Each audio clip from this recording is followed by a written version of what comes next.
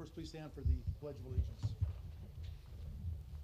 I pledge allegiance to the flag of the United States of America and to the republic for which it stands, one nation, under God, indivisible, with liberty and justice for all. Please remain standing for a moment of silence. Let's take a moment to remember that 10 police officers and 6 firefighters that have passed since our last board meeting.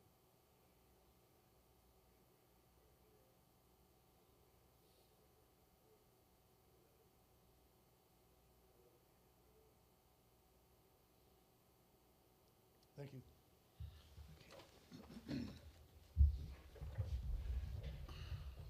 Okay, to begin with, we're going to go into executive session, so let me read the reasoning for it. Is we got a possible vote to go into executive session for legal advice pursuant to ARS 34431.03A3 and possible instruction pursuant to ARS 38431.03A4 in regards to case number CV 1808143 PHX-DLR Acosta versus Sedona Fire District. Do I have a motion to go into executive session? So moved. Do I have a second? Second. Any further discussion? All in favor? Aye. Okay, let us reconvene when we're done. Public session, and the first order of business being back in public session is to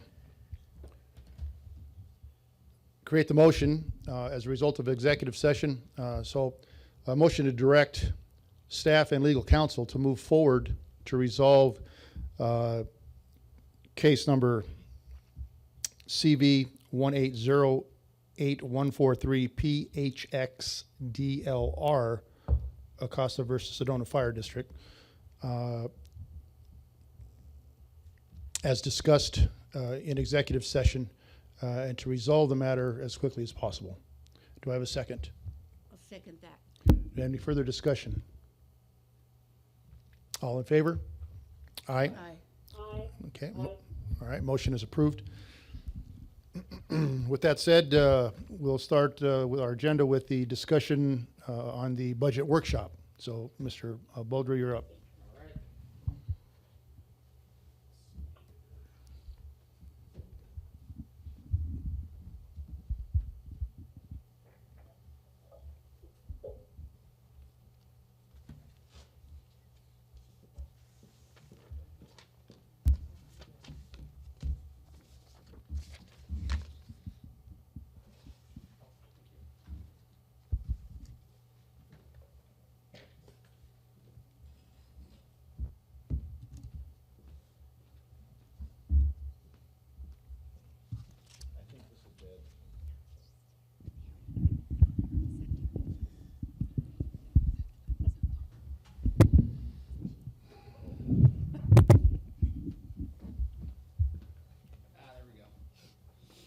There we go.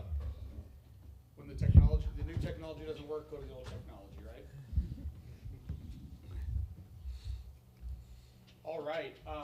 Good afternoon, Mr. Chair, members of the board. You have was sent out to you last week. Was a rather small document,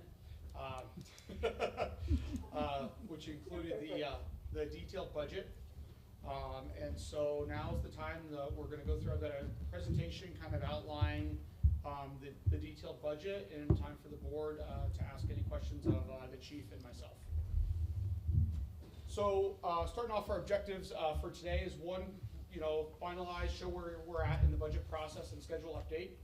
An overview of the 2020 projected revenues, overview of the 2020 projected expenses, our capital plan, the allocation of fund balance, overview of our budget projections, which are requirement of statute, and then finally I have a completed summary draft budget for tentative adoption today. With that, first, if you remember the schedule, we started the budget process back in early February. Since that time, there's been numerous meetings with district staff, program managers, the chief, admin, my staff working on developing this budget. We kind of took If you remember last year, we took one phase of redeveloping the employee shell of the budget. And this year, the next phase was redeveloping the summary portion of the budget. If you notice, you know, the detailed budget summaries looks a little different than it may have in years past. And that's really consolidating things down, and it really makes for analysis so much simpler from an accounting perspective. And then finally, we're at today where we have our full budget presentation to the board. After the presentation today on the agenda is a request for tentative adoption of the budget, at which point we'll post for 20 days, and then we'll come back at the June 18th board meeting, hold a public hearing on the budget, and then ask for the board to adopt the final budget at that time. So starting off on our projected revenue in the fiscal year 2020 budget, we're looking at a total property tax revenue or tax levy revenue of $15,122,000. That's comprised of our assessed value, our property taxes, which is based on our assessed value. We did see an overall increase of 3.7%. The budget that you have before you represents a proposed tax rate of $2.50.40, which based on our projections last year, it was 0.42 basically, or 54.2, and we're 54.0, so did a little better than what we projected. As well as FDAT is the other tax levy component, and that's set by statute, and we've got that estimated at $388,000. We should know within the next couple of days what our Yavapai FDAT number will be. However, Coconino we won't know till after final budget adoption, but usually with the estimate we come in pretty close to what the actual ends up being. The county only has so much fire district assistance tax revenue to distribute, and it's a percentage of budgets, and so until they know what everybody's budget is, they don't know how much everybody is going to get. So, on our non-levy revenues, the total of our non-levy revenues in the budget is $2.5 million. Of that, ambulance revenue is just over $2 million, which is an increase of 2% over the current year one. We seem to be trending right on track on our ambulance revenue, and we've accounted for the annual DHS deflator for our increase for next year, and that's that automatic amount that Department of Health Service gives us. Communication rent accounts for $198,000, which is an increase of 3.5%. That increase is based upon our contractual increases that are built into our communication rents. Interest income was probably as a percentage a big change. You know, our budget last year was $25,000. We are increasing that to $50,000. And two reasons for that. One, interest rates have been much more favorable, but two, our cash on hand is much stronger than it has been in years past. And so we are seeing a significant amount more in interest income, and that'll resonate in my financial report as well as when you see our fund balance report or slide later on in the presentation, you'll see how much higher our overall cash on hand is compared to how it's been in the past. And then we have another miscellaneous revenues of about $218,000. That represents our wildland revenue, our community risk reduction permit revenue, training, donations, other placeholders in there for insurance checks we get throughout the year for various vehicle accidents or vehicle damages or workers' comp insurance checks that come in. So that's a placeholder for that revenue that comes in throughout the year that we typically see. Yes? As we go along, would you prefer we ask questions as we have them? Oh, yes, for sure. Okay, Yes. okay, great. Please do. So Gabe, I like seeing that 50,000 interest. That's a nice 100% increase, but why is it back to 25 for the following year? Are you looking on page 3? On page 3, it goes back down to 25,000, but I don't know if that's for the next year. It just No, it that's the shows the variance. variable. That's variable. that's the variance over the previous year. Oh, thank you. Yes, Thank you. yes. Hopefully that number Okay. keeps going up. And, Great. Yeah. Appreciate it. Okay. Any other questions so far on the revenue piece? But Gabe, you mentioned miscellaneous revenue. Yes. What was the figure you stated? We have 218,000 is our total other revenues, other than what I didn't label out here. Right. That includes wildland, the CPR training, or community risk reduction permit revenue. Okay, because you called out 57 on this document. So there is an actual just miscellaneous revenue of 57,000, and that's that placeholder. Okay. For those insurance checks and those types of things that come in. Okay. Thank you. Our expenditures. So obviously, starting with personnel, our largest expenditure. We overall wages increased an average of 3.28%. That was achieved through a proposed 2.8% cost of living increase across the board, as well as step increases for all eligible employees. We did have our overall benefit costs decrease over last year, and that was really kind of one of the biggest things we saw was our PSPRS rate dropped by 1%, and not a percent total, a percent per dollar of payroll. So when we have roughly 8 million in suppression wages, a 1% decrease is rather significant savings for the district. Workers' comp quote also came in as a decrease of 25,000 over the prior year as well. Some of that savings was rolled into I think the best way to describe the program is a post-injury rehabilitation program. And so some of that savings was rolled in to be able to fund that program as well. And we're still at a $25,000 savings over the prior year. So we're happy with that on that piece. From a staffing standpoint, though, I will point out there were no changes to the current staffing model, both in suppression, in administration, and community risk reduction. So overall, staffing stayed the same as where we're at today. So if there was a vacancy today, there's still a vacancy in this budget, but there were not any newly added positions or any positions eliminated. Chief, is that to say that if there is a vacancy, we're not going to fill it, or we're just not going to have additional personnel above and beyond? It just means that we're not going to have additional personnel above and beyond. There's one administrative position, one telecom position in this budget that are currently unfilled but are budgeted to be filled. Other than that, there is no additional positions. Thank you, Chief.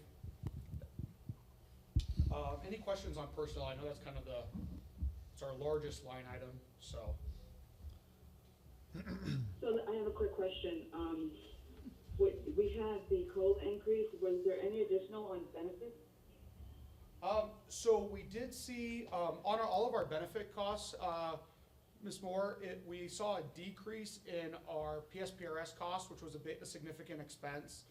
ASRS actually went down, and that was mainly due to outsourcing of positions and savings there. Healthcare actually went up about 5%. We saw a 5% increase in healthcare, but then a 6% decrease in dental costs. But overall, we saw about a 5.8% increase in our healthcare benefit costs. But overall, our total employee benefit costs went down just under $9,000. Okay. So that answers my question. Thank you. Oh, thank you. Moving on to buildings and land.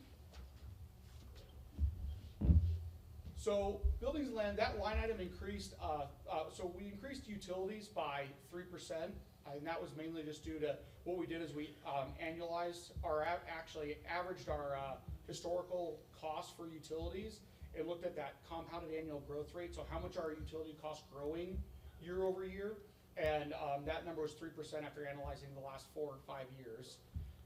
You do see a significant drop in the utilities line item.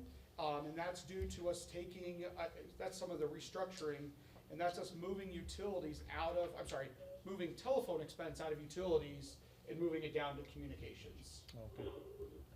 And then the only significant change under buildings and land was our station security costs. There was an increase in there for $55,000, and that's to redo the security systems, locks, and everything else within the facilities.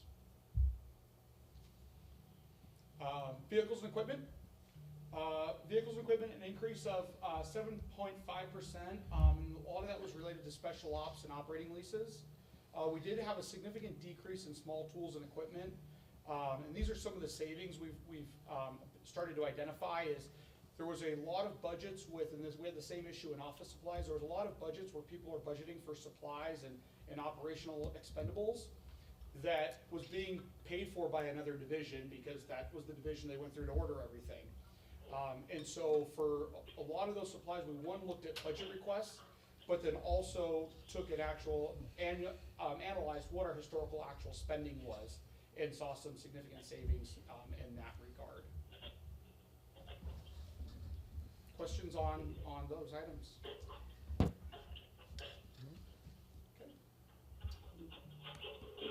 Communications and IT, little typo there, IT decrease. No, communications and IT. We did move phones from utilities into communications, so you do see a jump on that line item of about $90,000, and that is for that moving of the expenses into that kind of that category, that generalized expense coding.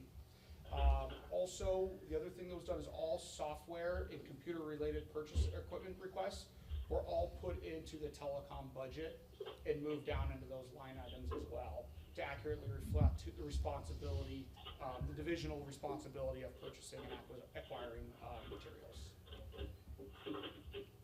Okay. Training and travel, a slight increase of about 1%, and that's mainly due to some special ops training that's cyclical. Chief, if I remember, it's every 3 years on that big training on the Swiftwater side. Yeah, so that's the way we used to do it, was every 3 years. And what we're doing moving forward is that there's a down year, which was this year we're in currently, and then 50% of the Swiftwater technicians will attend next year, and the other 50% the following year. We found that because we couldn't send everybody at once anyhow, so they would do 2 back-to-back trainings. But depending on what the wildland season looked like and the other risks around the district, it became problematic to do it that way. So we're going to break it up some more, and that'll actually smooth it out a little bit better as well. Chief. And then finally, managerial costs. One, we have a savings this year, which is kind of a one-time because we don't have an election scheduled this year. So we do have $33,000 savings in this year's budget. And also, one of the other big savings in managerial was office supplies. As you can see, that line item was reduced by almost $42,000 overall. So while we've gone through and made these reductions based on our actual expenses, what is going to change is our carryover, in that, you know, that budget performance is really now, as we fine tune our budget more, is going to be relied upon on savings realized throughout the year, but even more importantly, additional revenues through ambulance and wildland. So it's very important now as we go forward to have planned funding to reserves and also eliminate that planned carryover to fund the budget for the fiscal year. And so that's something that we've been working on for the last couple of years. And when I get to kind of our projection slide, you'll see where we're at on reduction of that carryover amount. So, but I do want to make that note, yes. On the capital improvement plan, are we there yet? Are you going to be getting? I do have a slide on that, yes. Okay, so Yes. I'll hold off until we get there. Okay, perfect. Actually, it's the next one. Quick question? Yes. Sorry to go on, is it okay? Going back to IT, do we have any idea of what next year's IT cost would be? If it would be going up, if we need to, you know, redo our microwave or any large software changes? Yeah, Joey, there is a number of different items identified in the capital that are related to IT. A lot of those items are the same items that were identified in capital this year.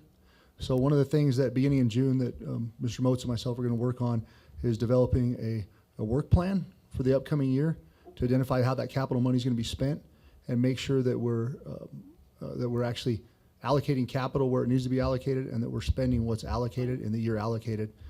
Because it becomes problematic when we're doing those capital budgets if we're trying to carry that stuff over every year to year. And so we're going to work together on that. All right, okay, thank you so much, appreciate it. Thank you, Chief. So overall, before our reserve funding, our operational expenses have gone up 2.7% overall. So I think we did really good this year on our budget development and really fine tuning what the needs are. I think there's a lot of, the chief was, you know, kind of paramount in making sure there was a lot of education that went out to program managers and division heads on their budget requests. So they understood that while we're asking you to give us what your needs are, there's mechanisms in place for the unknowns. And so that's kind of goes into my next piece is our funds, our restricted funds and unrestricted funds. And, you know, we'll start with capital. We do have in the budget a programmed capital funding of $1.2 million. And in addition, we've got the development of the end leave liability fund, with 125,000 going to that fund. And then starting with the capital, right here is kind of a summary. You obviously in your packet have a much broader, detailed capital plan, but you can see we're projecting to start the year, which is the 2020 column, with 3.4 million in our capital account, of which in the year we've got projected capital expenditures in totality of 1.4 million, of which 1.1 million of those would come from actual capital fund. There's a portion of that that is being funded through the operating fund, and that's our debt service piece. And then we do have that proposed funding of an even funding going into the capital fund of the 1.2 million, which will increase to 1.25 the following year, 1.35, 1.45. But again, that's that capital plan that we spent time, explaining and discussing how we're trying to level out our funding to it, so our levy doesn't have a lot of highs and lows as our expenses come in for capital. But we have that balance and that cash set aside to be able to meet those needs. And so I'm sure the board may have some questions on specifics of the capital plan that Chief and I'd be happy to answer. Yes, thank you. Yes, I did. On the 11-year capital improvement plan, I had the opportunity to ask Chief Coyle, why Station 4 was put out to, at least on this plan, to 2022 when we had hoped, I believe the board at times has expressed interest to move that up so that we can address the redoing of Station 4. Yeah, Corey, thank you for that. And I'll tell you what my rationale was, and of course I am more than happy to adjust fire at the board's direction. So what we have right now is within the Assistant Chief of Operations budget for FY20, there's $20,000 to get a set of biddable plans on each one of the stations. On that, be Station 4 and Station 5. Going forward to next year, there's an additional $40,000 to complete a set of plans to be shovel ready for Station 4, with the intent that's reflected in this plan to begin construction in the next calendar year. So there is, we moved some vehicle purchases up to FY20 to allow some bandwidth between FY21 and FY22 if we chose to move up that construction. That is something that the board could ask us to change right now, and we would change that in the budget. It's also something that there is time to have the new fire chief address that and the rest of the capital plan in its totality and make adjustments later. The money's not allocated to something else in the near term. So however you choose, however y'all would like us to handle it, it's definitely there. And the plan is to continue to move forward through this budget year to get to that set of biddable plans. So I'd be happy to take any other questions or direction. My concern is that as we have talked about Station 4 over the past few years, it has the risk of some failure of that station, structural failure of it.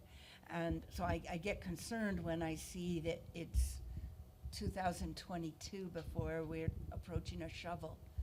That we may end up having to pay for some of the structural problems that happen in the meantime that we wouldn't if we moved the rebuilding of it up. Yeah, I can appreciate that sense of urgency, because there would be significant consequence if something that unforeseen happened to Station 4 that caused it to be unlivable. Mm-hmm. And we weren't prepared for that. Mm-hmm. Chief, in your opinion, although 2022 sounds down the road quite a bit, in actuality, in construction time frames, do you feel we're moving at a very aggressive pace towards this, that we could meet the 2022, or is it something we're kind of dragging our feet a little bit until the new chief comes in? I'm pleased with the manner in which you are moving forward, and this may be as rapid as we can move, but it still seems a little bit off or down the road. So do you feel we're moving pretty quickly or not? I think we could accelerate that. I think we could, there is an opportunity to move it up. So the consequence of moving it up is really, on this document is there's none. It would just reflect it in there. And then next year when Gabe was doing his calculations on interest, there would be an opportunity there to reflect that change based on if we really believe we were going to expend all that money. And the other thing is I don't know if that's an accurate debt service number either. That number was previously in the budget. The station, we're going through those plans again, so there's certainly going to be some movement on that. I would honestly, I would be comfortable moving it up, just if it gave the board the sense that we are moving as quickly as possible towards that end state of having Station 4 replaced. And I can tell you that I would expect that once the new chief is in place, that will be something that I will be dedicating more time to, is working with the different crews to make sure that the plans realistically reflect the needs of the station and the storage needs and everything else, to make sure that we're moving that in a realistic direction as well. So I would be comfortable moving that forward if that's what the board would like to have happen. In terms of, that's good to hear. It's good to hear that there's room to move it forward and a comfort level with doing so. Because if we spend money creating plans for bidding purpose, then we wouldn't want to have too much of a lag between those plans being ready, and we wouldn't want to wait a year and a half for them to be put out to bid. So I'm all in favor of moving it up at least a year to the 21 budget. Gene, any comment? Well, I'm somewhat torn in that the realization is that cost of construction goes up each and every year. Yes, sir. We're not quite sure about the interest rate, how things are going to affect that. So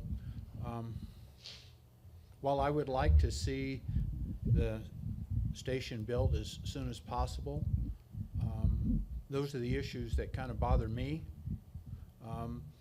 And so that's where I stand right now. I'm kind of happy with 22 myself.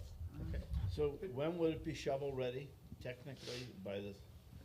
By the information that's in the capital plan, we would have shovel-ready plans by the end of FY21, and we would bid those plans with the intent to start construction, or at least to start having to assume that debt in FY22.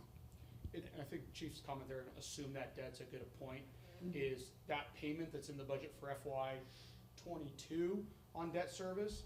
Realize, when we sign a lease purchase, our typical first payment's not due for 8 to 10 months. Sometimes I could extend that out even longer depending on the financing terms. So although the plan may reflect that first payment not being due till 22, the process could have been started and the loan could have been funded and construction started prior to that. But I think ultimately the message that I want to give to the board is the capital plan is designed for this total flexibility. And as the needs change, the ability to address them. So the pleasure of the board and chief and administration, and when we get a quote, a guaranteed maximum price so we can get a loan, all that stuff obviously can be accomplished through what's in the plan today. So it could be shovel-ready a year earlier if that was a priority. It is a priority, and it could be shovel-ready a year earlier if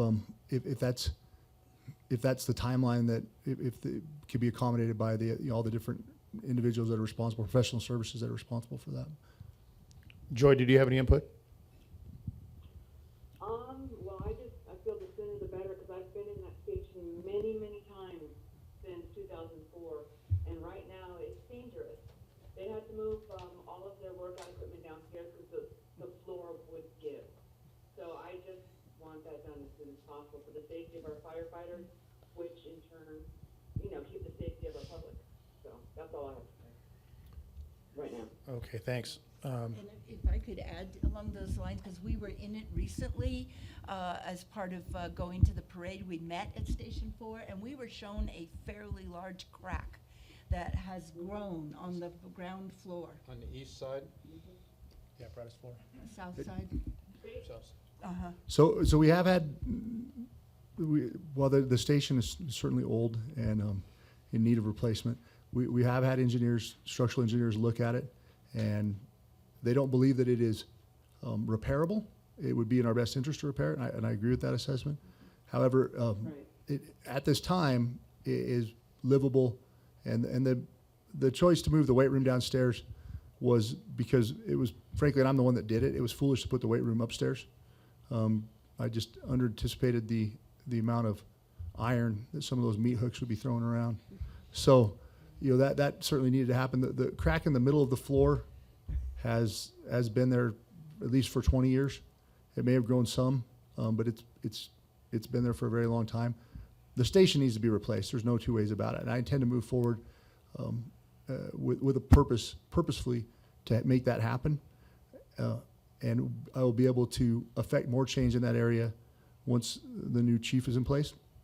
And that is currently my intent, barring any direction otherwise. Okay, then with that said, Mr. Neal, at this point, because this discussion is primarily the proposed budget, is there any need for a consensus or a motion to move construction up? Because we're, Based on what I heard, that's included in right, okay. the presentation. So then the next order of business would be to carry on. Perfect. All right, thank you. Any other questions on the capital plan, though, before I carry on? Okay. If I may, not because I want to talk more, but just so everybody knows.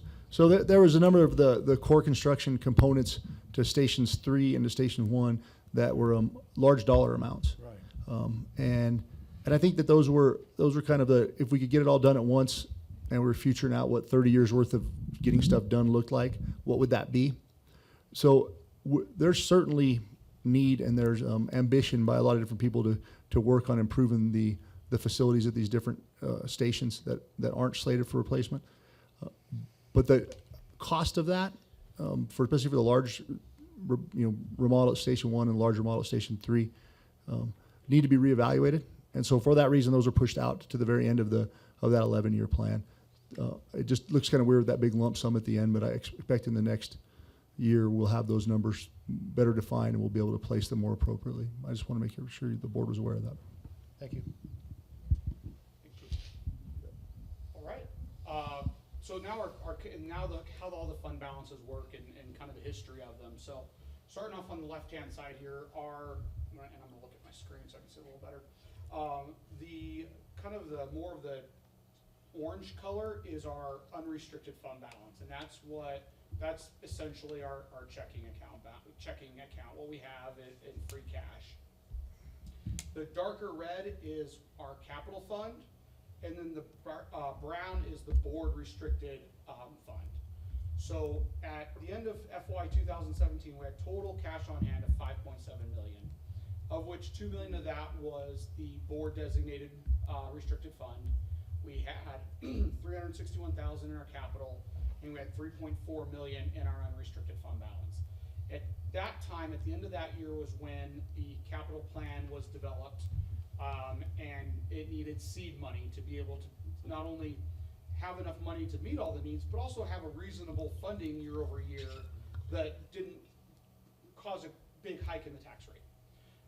And so it was decided that we would allocate, roughly $2.5 million to that capital fund from our unrestricted fund balance. And what that did is it took our unrestricted fund balance from 3.4 down to 1.8, and that line, that kind of gray line that bisects the graph here, is that GFOA recommended fund balance, which you've heard me talk about, which is the government finance officer's minimum recommendation for unrestricted fund balance. And so for our organization, based on our finances, our economics, our risk, that number is $2.6 million in 2017, $2.7 million in 2018, and then at the end of this year is just under $2.8 million at 2,788. Well, what we did is we dropped ourselves well below that number in 18 by moving those funds to capital. But we did that recognizing that if we did find ourselves in a situation where that money wasn't going to be adequate, we had the $2 million in restricted funds that we can go to the board and ask for usage of those funds. So I'm not concerned that we're below that, but ultimately now when we move forward to where we're projected to end this fiscal year, FY 2019, the one we're in right now, we're projected to the end of the year with about $7.7 million in total cash. Of that $7.7 million, we'll still always have our $2 million restricted. This year, I'm going to ask the board to set aside $250,000 to start our end leave liability fund. In addition, the budget that's before you has $125,000 allocated to that fund for next fiscal year. We will have $3.4 million in our capital fund, and we'll have just over $2 million in our unrestricted fund balance. So we're still about almost $800,000 off from where we want to be on our unrestricted fund balance. But overall, we've got enough cash on hand that I feel comfortable. I don't feel we're at risk. But we'll always continue to work on growing that. And really, where we're going to grow that is our budget surpluses in future years through better than projected ambulance revenue, wildland revenues, budgeted savings on expenditures, and that's how we're going to continue to work on growing that to get that number up to where it needs to be. And the end leave goal is to have what amount? So we haven't worked on the exact formula funding percentage. We don't need to be 100% funded, but we did some analysis. I want to say it was 2 years ago during the MOU negotiations, and I think we're looking at wanting to be around 75%, which, based on our last numbers, I believe is around 800,000. Don't quote me exactly. I'll have to confirm that for the board, but I think that's around 800,000 needing to have in that end leave liability fund. And that would be considered a funded fund and not an unfunded fund. Correct. Yeah, that's it's kind of a tough thing to hit on because we from 98 on to for about the next 4 or 5 years, we did a significant amount of hiring. Some of these guys are hitting their 20 right now.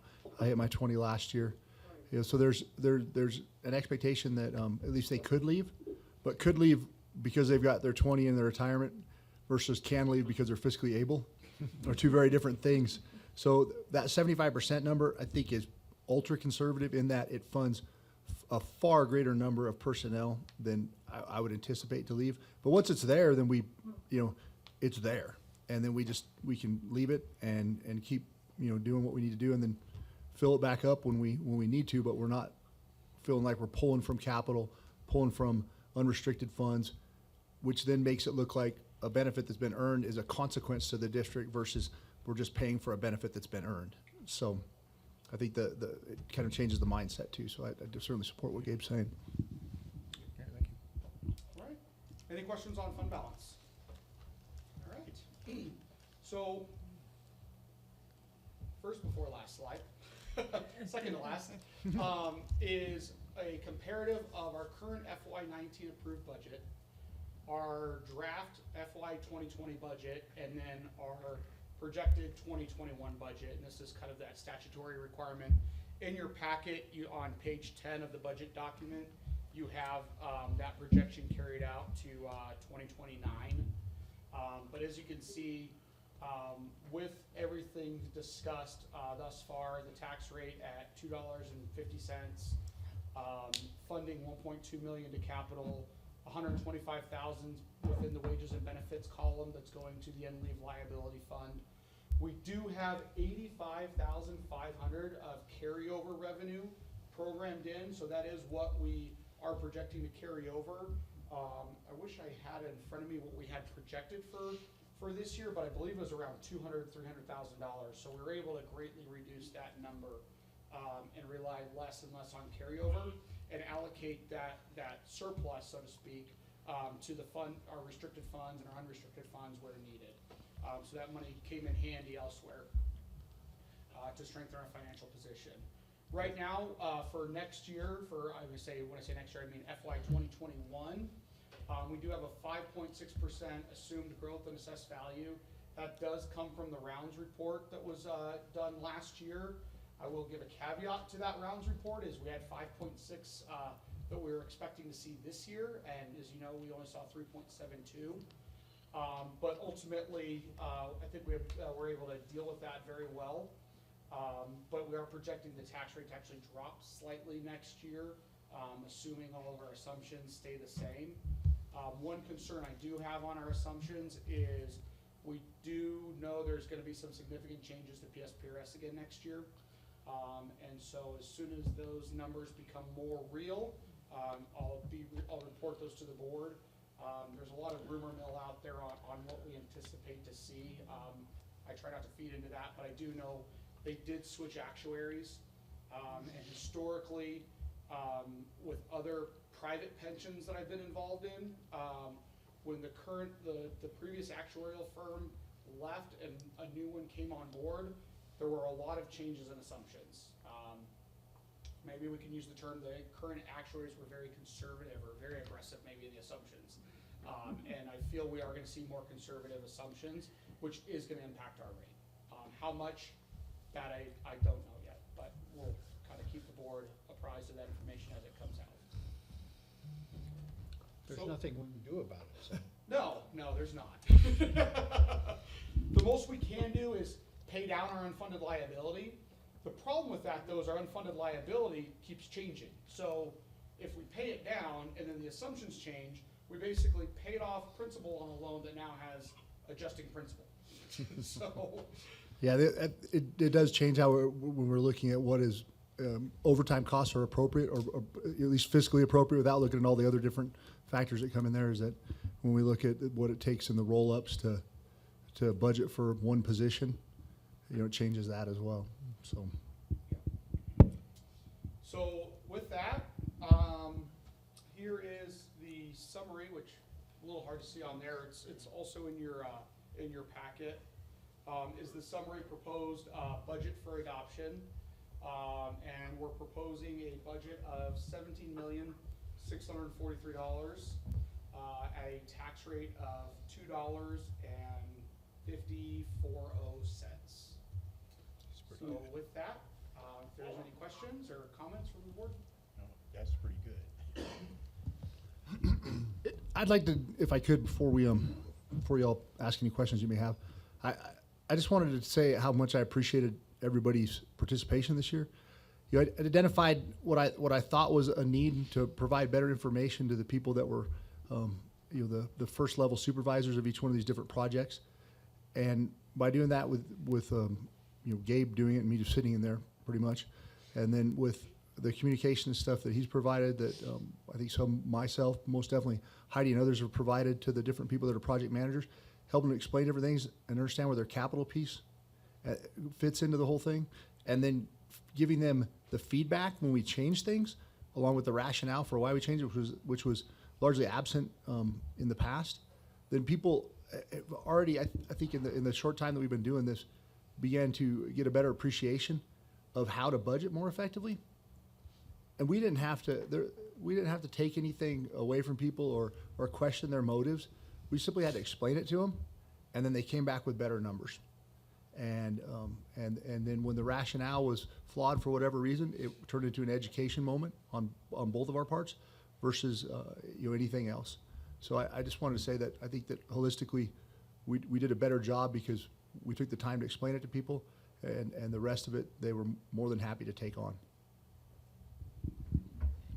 I feel the same way, Chief. I think the entire staff just, it was a total, almost again, like a cultural change in the philosophy of creating the budget, in that, don't try to pad your numbers, get what you truly need, and we have built-in thresholds that would still cover if we do go over, but we're cognizant of staying within those parameters of ordering what we need or budgeting for what we need. And I think once that was bought in by everybody, we got some pretty good numbers, and I think that's all a sign of everybody working together. And a lot of work went into this. It's evident. The ability to go through everything and find out where everything's at, and question why things don't look the same as they did in years past, and have a good solid answer was helpful to me, because I had asked you a few questions. But again, thanks to the staff and our finance director, Gabe. A lot of hard work, and it looks good here. So, any other comments? Chief Coyle, you came in and took over this chiefdom at a difficult half of the year. It's the budget half of the year. And you've really taken it on in a very detailed and serious way. And I know that it pays off for us in having a budget that we can rely on. So I just want to thank you for the way you've taken it bull by the horns and really spent some time with this budget. I appreciate that, Corey, and I know I said it before, but I'd be remiss if I didn't say it again. I certainly, I learned a lot through this process, and there was a lot of people that helped me to make sure that I was understanding things correctly. So, but thank you. Okay, with that said, I believe there's a motion to be made. I move to tentatively adopt the fiscal year 2020 budget for $17,643,815 and authorize staff to publish the proposed budget as required by law and hold a public hearing on June 18th, 2019. Mr. Soto, pardon Yes. me. I believe we have to wait until we're in the regular meeting before we do that, if I'm not mistaken. This is just a discussion, on. Oh, we have to wait till our regular meeting. Yeah, it's kind of Well, then clunky, just but I believe strike that's that. right. Yes, sir. Okay. Carrie, is that right? This is still Okay. this is still the workshop. Gotcha. Yeah, it's, I'm just ready to go. Roger that. Okay, with that said, there aren't any other questions, then Gabe, thank you very much. Thank you. Thanks, Dave. Thank you. Chief? Chief, Joy has a question, I believe. Oh, no, I was just thanking you so much for all the great work that you guys have done. Thank you. I appreciate that. I'm gonna, Joe, just so you know, I'm gonna be setting up my PowerPoint, then I'll dive right into the chief's report. Okay, Oh, nice. let me get back to the agenda. Yeah. We're gonna pull up our regular board meeting agenda here now. Yeah, our regular business meeting, we got, anybody from the public signed up to speak? I have received no request. Okay, with that said, our consent agenda consisted of the regular meetings from the April 16th meeting, the regular meeting minutes. Do I have a motion to approve the consent agenda? I move to approve the consent agenda. Do I have a second? Second. Any further discussion? All in favor? Aye. Aye. Aye. Any opposed? Okay, consent agenda is approved.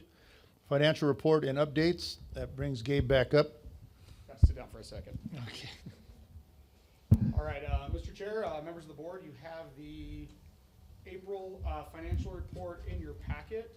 Because I've already monopolized most of the day, I'll move quickly unless there's any questions. But starting off, tax levy revenue for the month of April, we were at 2.8 million. Our budget for this time was 2.5, so we were ahead by $366,000. Non-levy revenues were at 483,000. Our budget for this same time was 202,000. Mainly that 280,000 is made up on payments we received from wildland fires. So that money has come in now, so that's helped us grow that overall fund balance and cash position that we were talking about. On the expense side of the house, personnel expenses at 926,000, which were under budget by 87,000. That's mainly due to some of those administrative and IT vacancies. So regular wages were down, as well as some benefit costs were under budget for the month of April. Buildings and land at 23,862, and savings on vehicle maintenance costs as well as PPE.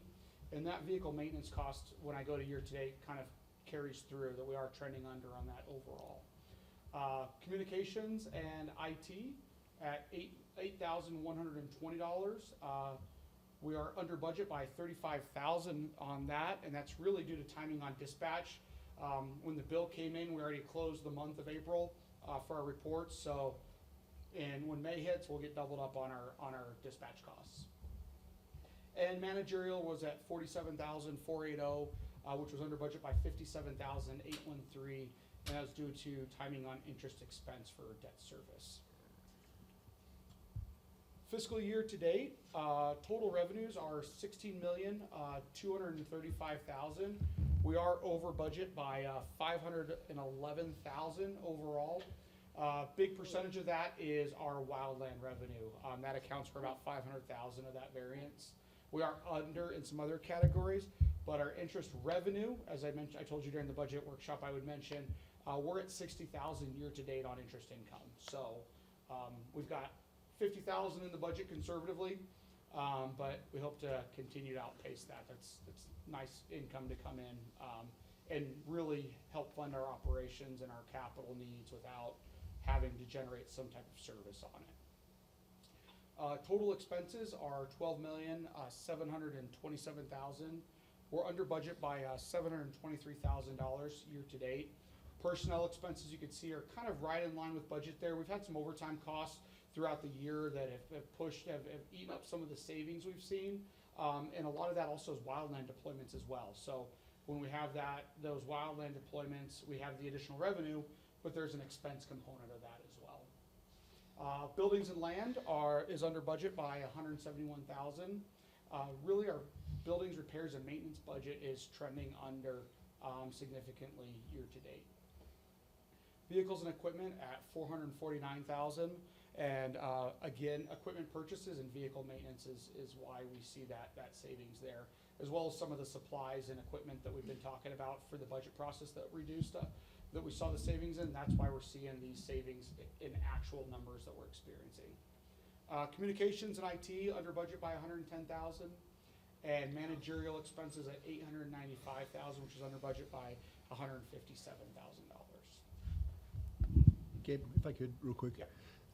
A couple of those items, especially the facilities, I wanted to make sure that the board knew that we're under, there's no misconception that there's a lot of work that needs to be done on facilities. And what had happened is when we were leading up to the bond, there was intent to kind of point funds towards other things in anticipation of that being successful. And then, so once we locked those numbers in and did the research, that number would stay and it wouldn't be variable because some of the work was already done. And so that it was pointed elsewhere. BC Lakowski, who's in charge of the facilities, and myself and Heidi have engaged fully on making sure that we increase the tempo that work's done, and the changes to the financial policies that the board made last month allows us to do that to even greater degree.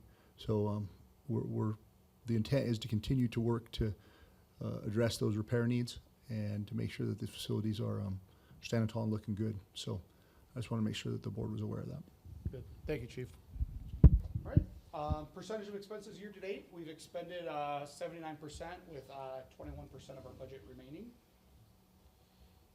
Percentage of expenses, personnel are highest at 85%, followed by operations at 9%, and managerial at 6%. And finally, kind of cash position year over year, you'll see we're at end of the month at $10,066,000 compared to 5.7 last year.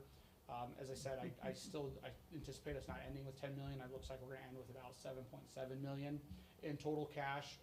Really, we're so far ahead of last year because of our wildland collection rate is actually getting that large amount in. It's been quicker than we saw last year, as well as our timing on property tax collections ahead of last year as well. So that's the other reason why we're seeing that significant balance year over year, but ultimately we are going up from last year to this year.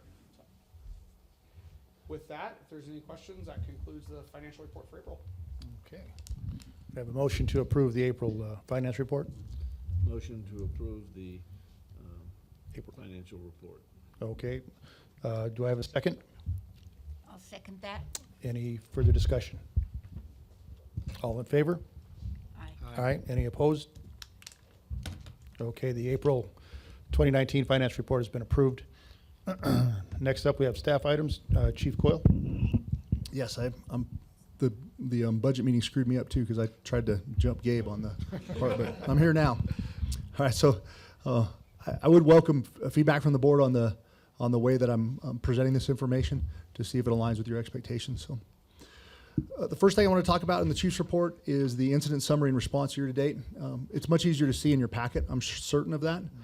Well, right now it looks like the 90th percentile of response times for April was actually down again slightly. So we're down to 947 overall, and that's what again, like I expressed last month, that's even with an increase in the number of calls.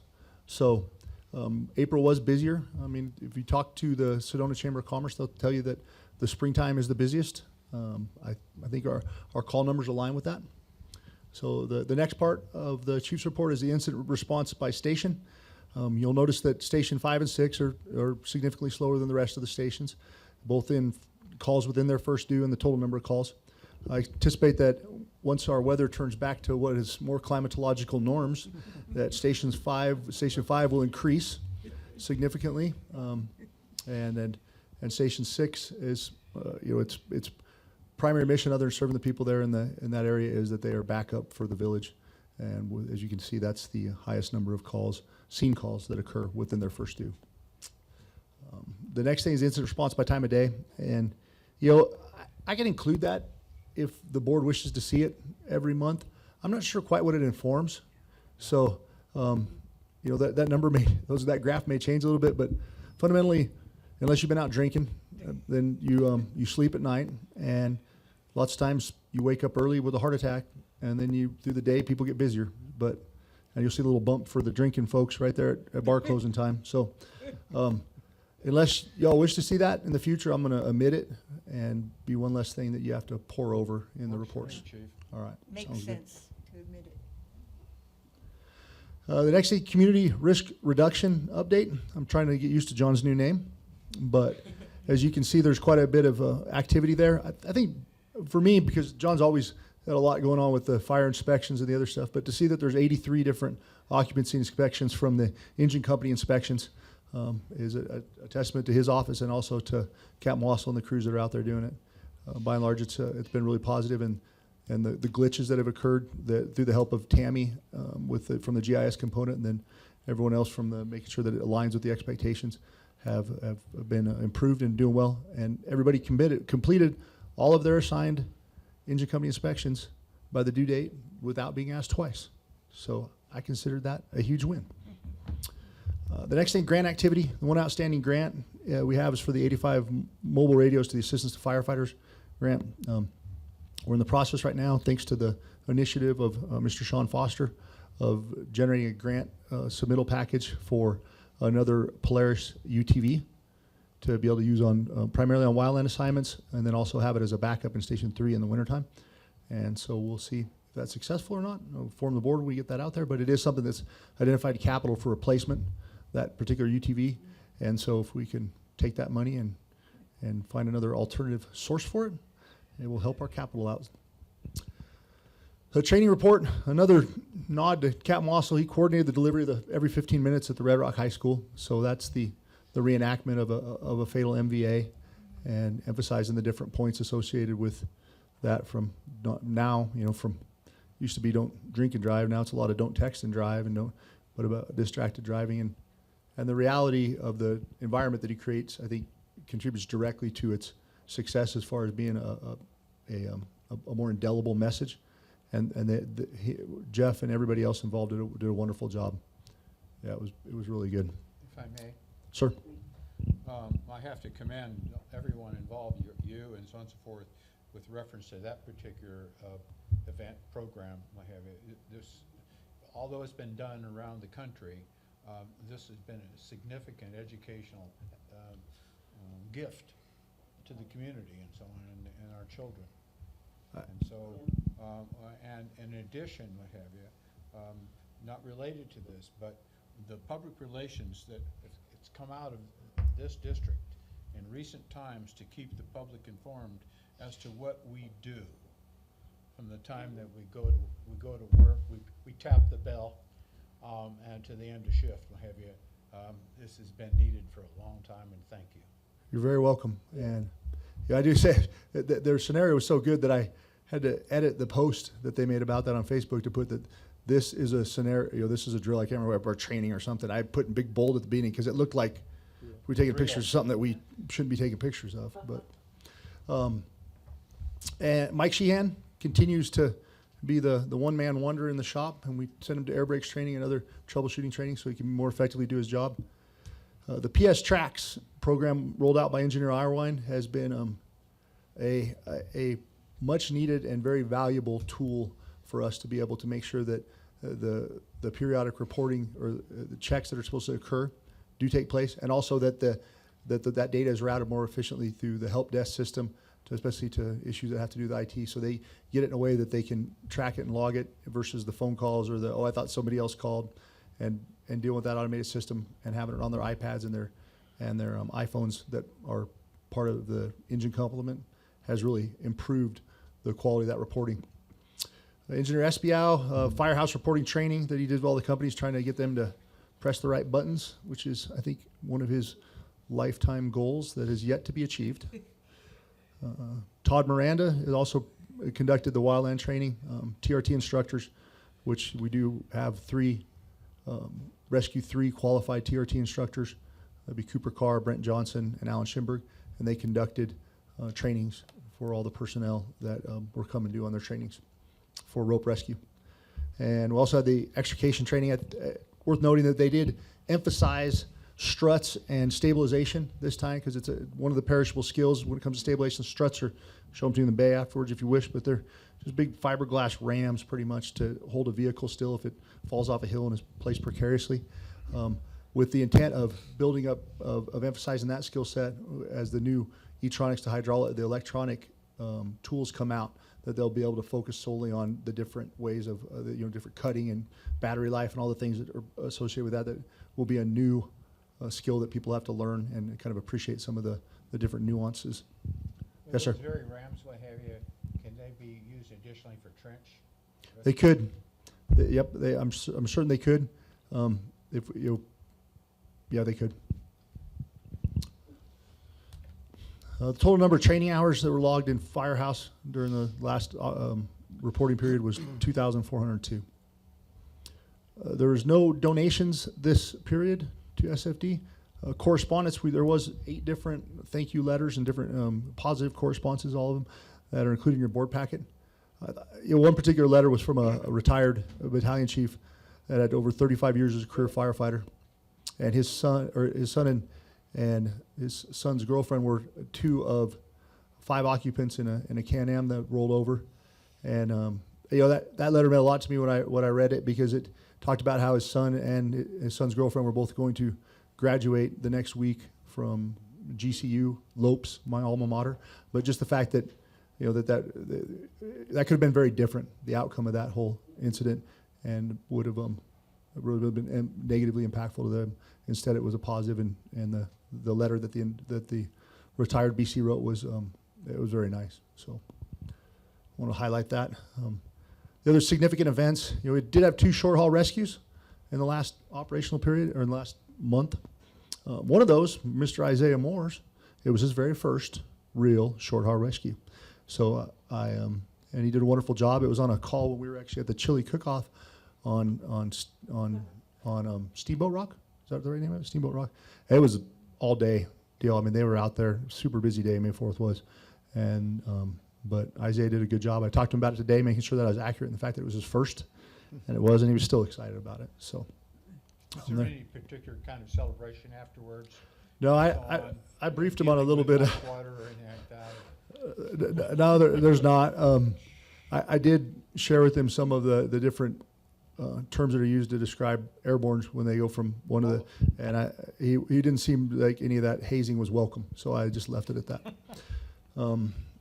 There was an airport incident on May 1st where he had a hard landing. Fortunately, everybody was all right, and it ended up just jacking up the prop. I learned later that there's nicknames for those types of planes because they're difficult to fly, and have been for a number of years, so it was kind of interesting, but everybody's all right. There was a golf cart rollover that, from the social media standpoint, there was a lot of conjecture as to why the golf cart rolled over, but it was, which is just kind of funny, but it was, it turned out that everybody was okay, so it makes it easy to laugh at it. And then structure fire on May 4th, which was the same day, so we had golf cart rollover, structure fire, chili cook-off, and then Isaiah's short haul were all going on at the same time. And so while we were at the chili cook-off, I left my radio on, and I did bring up that this Firehouse Chili, part of the experience was that they were getting to experience actual calls as we were doing this, because they were running back and forth all day. So Chief Cochran did a wonderful job that day. Okay, the next thing, I had a few issue updates. The first issue update, so I know the board approved the most recent financial policy, which increased increased the spending limit. I think it's the right way to say that, increase the spending limits.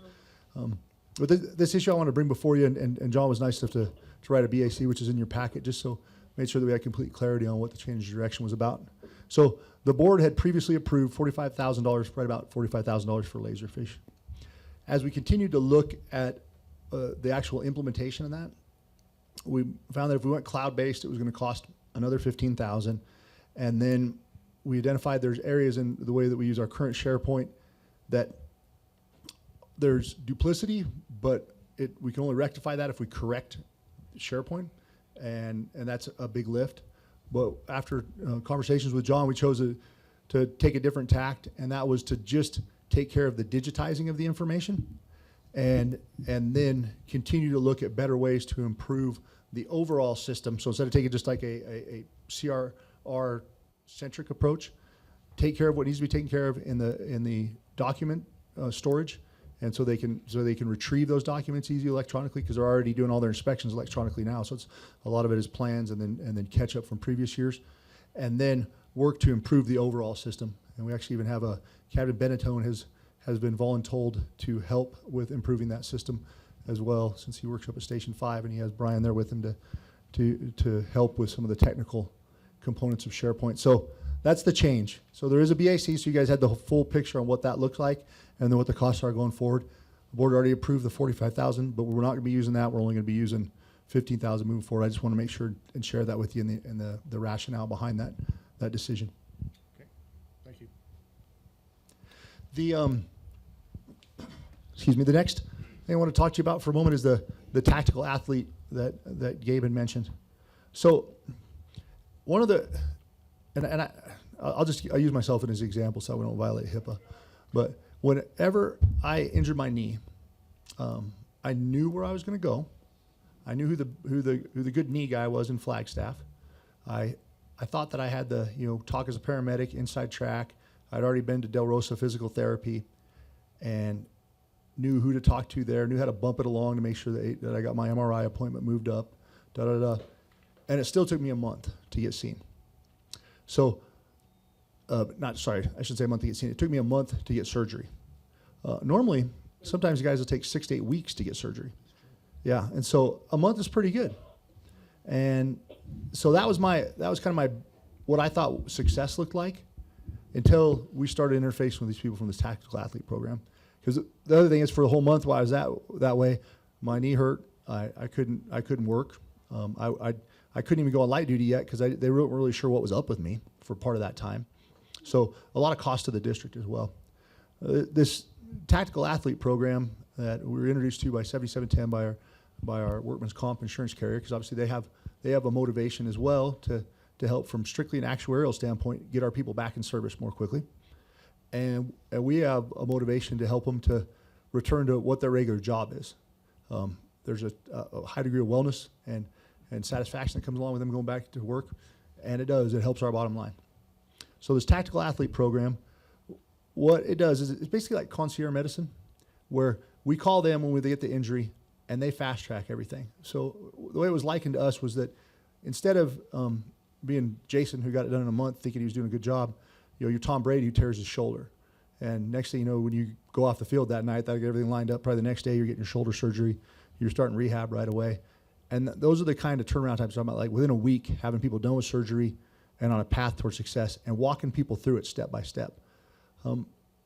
There's times when I've spoken to firefighters that have been injured, and I had an expectation that they knew something that they didn't. Like they knew that they needed to keep bumping the physician. If they didn't hear from them, they were supposed to call them back at a certain day. And they don't all know that. Some of them have never had to do this before. So this concierge medicine also facilitates that. So it makes sure that they understand the process. It helps them to get through the process. And there's a cost associated with it, and the cost is $600 per use. For that $600, they'll also provide the same service to families and for off-duty injuries at no additional cost. So there's no per-use cost for the families to use it or for off-duty injuries, for its use for off-duty injuries. This is strictly of things that occur on duty. So the intent is to opt into that program. If we look at just the overtime cost savings without looking at the benefit it has on the wellness of the individuals and all the other positive attributes that I just discussed, we could save that by reducing their time out by just 2 shifts. We would more than save that for anyone that works here. So, that's the intent, that's the program, and I'm This kind of excited sounds, about it. Wonderful, having had to deal with some in my family and watching how long it takes to get from diagnosis to actual surgery. I'm curious, are they still going to work with the same system? Like, let's say it would be, up in Flag, the same system, are they just the intermediaries that kind of speed things? How do they do this? They are. They're just the intermediaries, and as long as the doctors are willing to work with them, which they identify that ahead of time, they start doing that outreach. And so now that we've said that we're going to sign up with them, they're going to start reaching out to the orthos. And I mean, they know what the high probability people are that we get broken. It was interesting because that same thing they're talking about, slips, trips, and falls. Firefighters are 1,450 times, 1,450% more likely, more likely to be injured on duty than is the average occupational injury. But slips and falls and things where you hyperextend a joint, those kind of things, are still what is the most common way to get injured. Is still the way we do it. We just do it in more creative ways, like on a trail or on a something else. But we still do it the same way. So they know who to reach out to because they've already got all those numbers, and so they're working to establish those relationships right now. And we're going to loop them in with Dr. Wesley as well to make sure that we have that congruency. It sounds like community paramedicine for firefighters. Yeah, it kind of is. Yeah. That's correct. Yeah.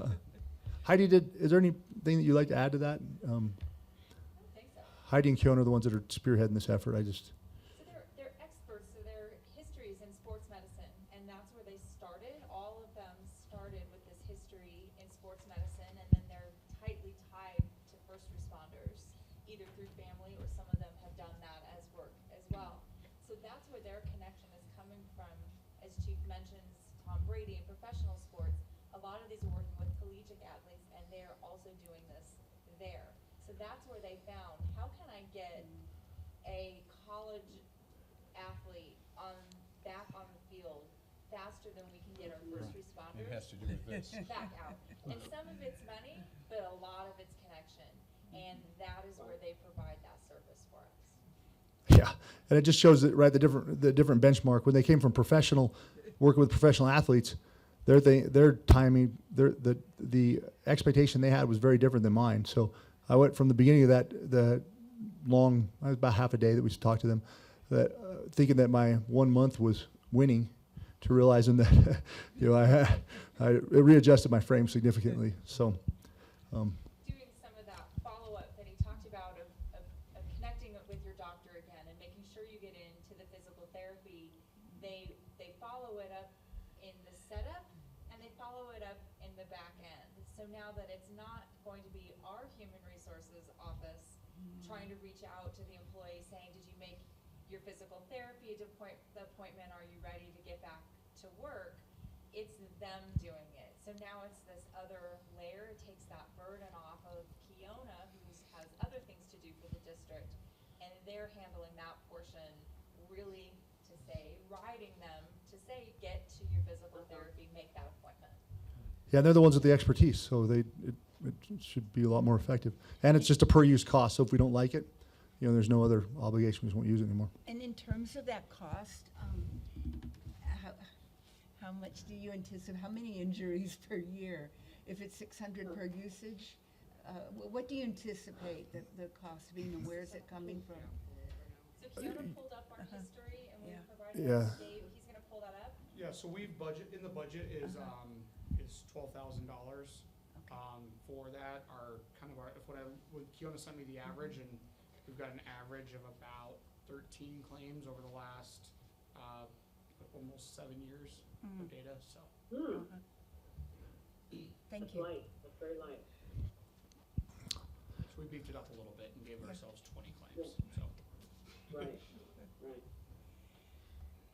Any other questions on that? Nope. Okay. All right. I probably think that right now Jeremy and Brian think that they got duped because we came here told them they were going to get recognized and then made them sit through an entire budget board meeting. But we are to you guys. So I'm going to talk a little bit about what the process did, and then invite them to say a few words if they wish, which I don't think they will, but I will still let them if they want to. But all kidding aside, the work that Jeremy Harrison and Brian Espiau put into implementing this workforce telestaff, it's something that you normally probably just have a project manager just do.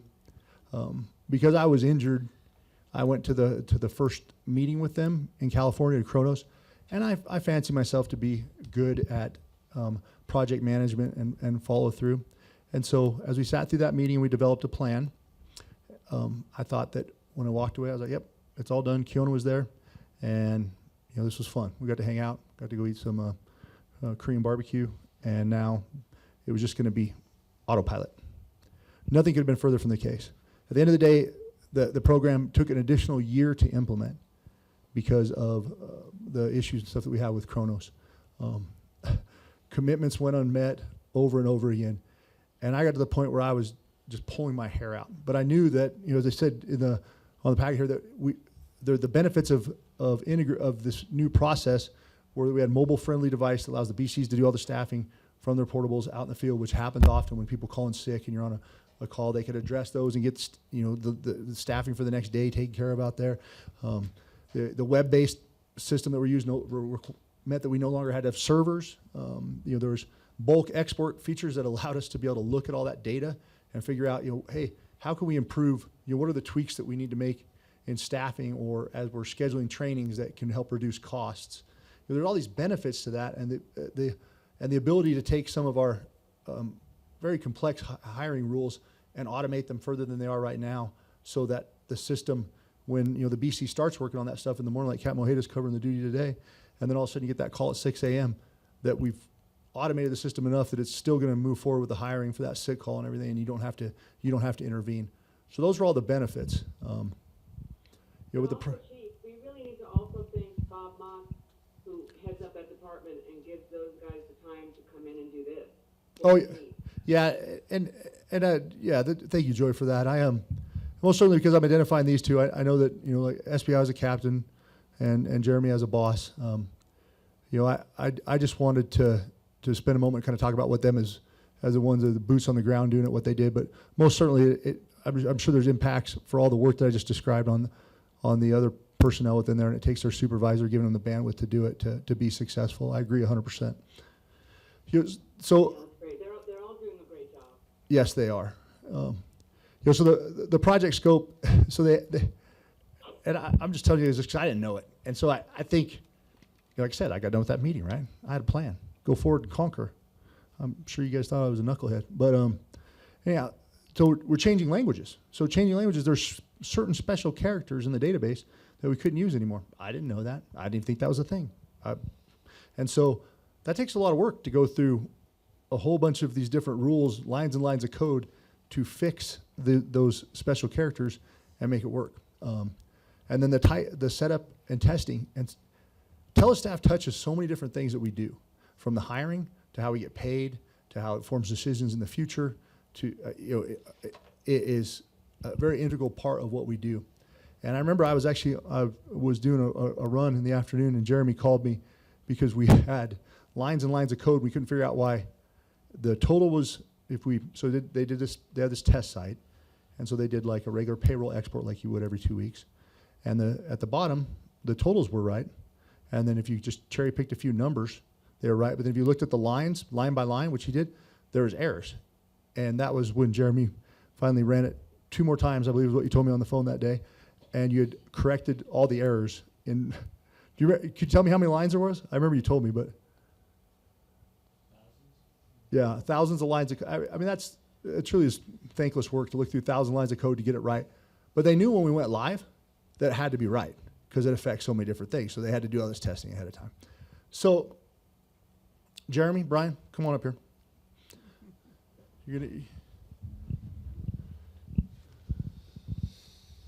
So I just want to shake your hand, tell you thank you, and what you guys did, it was a lot of work, and it matters. And I just wanted to let you know I appreciate that, and see if the board want to say anything, and invite you guys to say a couple words if you wish. Have at it. I think we can clap for him. Yeah, let's give him a round of applause. The only thing I actually want to say was it was great having Chief Coyle in our corner in our ring to be able to help us get through to Kronos when we had these issues. We did meet all of our obligations, and sometimes it would be weeks that we never heard anything back from them, which you'd never have guessed from a large corporation that is an international corporation. However, we knew that as soon as we sent it to Chief Coyle, something's going to happen.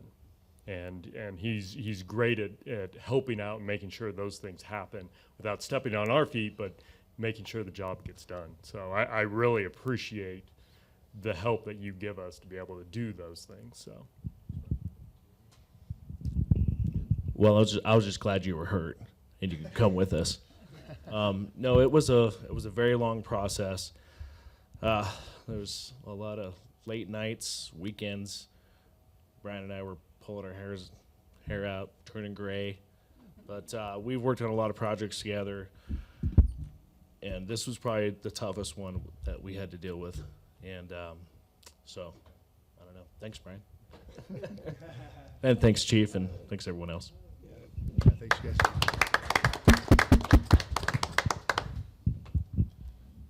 All right, moving Chief, on to something. If I can just Yes, sir. for a second, on behalf of the board, we always seem to look at the firefighters as our rock stars out there, and I've said that before. But the board recognizes and appreciates, from the very top position to the very newest of members and everything in between. And you guys are those, perhaps not the rock stars, but you guys are the ones that are behind the scenes making those guys rock stars.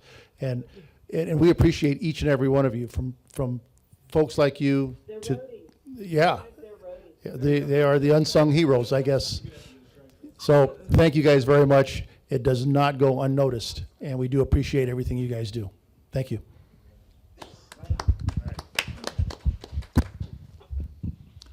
No, I just left.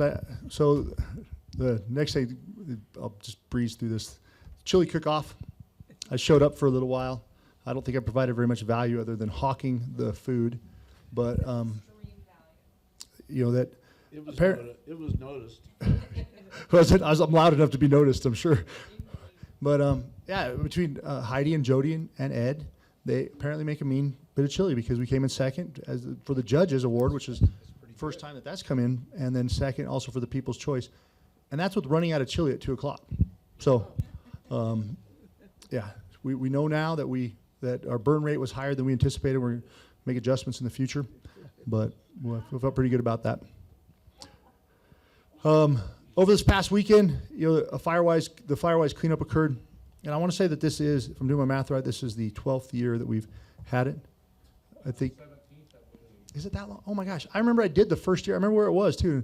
So I believe you, John, because it was a long time ago. I remember I saw a picture of myself. I was quite youthful at the time, but yeah, because yeah, you're right, John, because I've been in my house, anyways. And this year, if you look just the numbers, if you define success just by the number of yards of material removed, numbers are down. I think part of it is that it's not a scary spring when it comes to wildland yet. We've gotten, in Flagstaff, say there were 2.07 inches of precipitation. 0.66 is the average for May. So, we're trending to be about 4 times over what normal May precipitation was. Snowed at my house. It was snowing on top of the rim. It snowed at Station 5 yesterday. Not normal, 2/3 of the way through May weather. But Paul Chabot has been heading this up for a number of years out there on the ground, and Gary Davis and Matt Fisher have been helping with him. And I stopped by. Christy had made some cinnamon rolls, and I stopped by Sunday and gave him some cinnamon rolls. It made me look good, and I didn't have to do any work. But that day there's that wind advisory, and those guys are out there taking backhoe buckets full of material up over the top of a 40-yard dump, and that's just, it's going everywhere. You're going to have it in your ears, your eyes, down your shirt, everywhere. And they still have a smile on their face, and they did a wonderful job. Spo called me that night, reported in on the numbers and everything, and they are providing a really important service to the public and doing it with a smile on their face even when conditions are less than ideal. So I appreciate them for that.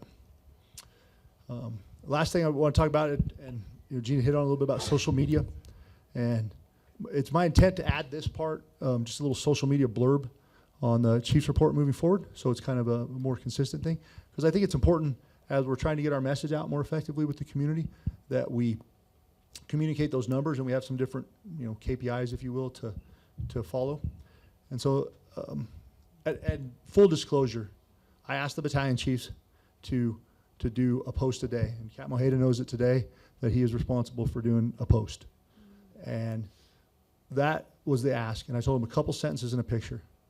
As any of you that have been following it know that there's been those days when there's a couple sentences in a picture, but by and large, it is a much more thoughtful approach.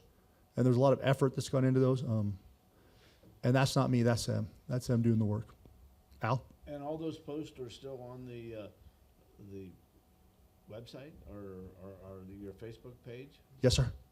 Yep. You could matter of fact, if I was a Chiefs candidate watching this right now, I would certainly go back through there because it gives you a glimpse about the community interactions, the gaps in knowledge, and we actually now kind of moving towards the fact that when we see a gap in knowledge of the BCs, again, we're doing this on their own, but they'll realize that, hey, I should do a post later on about that because there's something they didn't know, there's something they didn't understand, and so catering that message to fill those gaps. And I it's see just by been the great. reactions from the community, and I know some of the people reacting, that it's like a course of study Yeah. that you all are passing on, and I didn't know that, Yeah, and it's right. I mean, if we're gonna ask people to fund us, if we're gonna ask people to do all this stuff, we should take the time to make sure that they know what it is that we do. And the BCs are making that happen with the help of everybody on their crews, I'm sure. And occasionally I'll chime in there on something, but for the most part, I have left it up to them, and they've been doing a wonderful job. But we have reached, I'll give you the one number that I think is, or two things, 47,784 people. That was our reach in the last 28 days, so 50,000 people. I don't even know how that, by next board meeting, I will explain what that means. I couldn't tell you right now. It just tells me in the little information that it provides for a business kind of feed. And then the other thing was the snake post on May 7th was the most popular. Oh, really? Yeah, and it was like, it was weird because it's not a very good picture of a snake, but it was a big snake. So apparently that's, that drives information to your site. So, all right, I think we're almost done here, y'all. Actually, we are done. So that was the last item for the Chiefs report, and then, unless there's some questions, then I believe we would be on to item number 2 under D, Mr. Soto. Okay, well, thank you very much, Chief. Let me head on back to that agenda.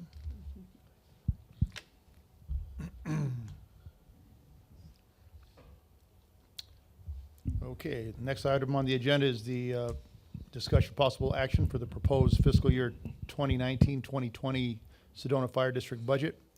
That brings you back up.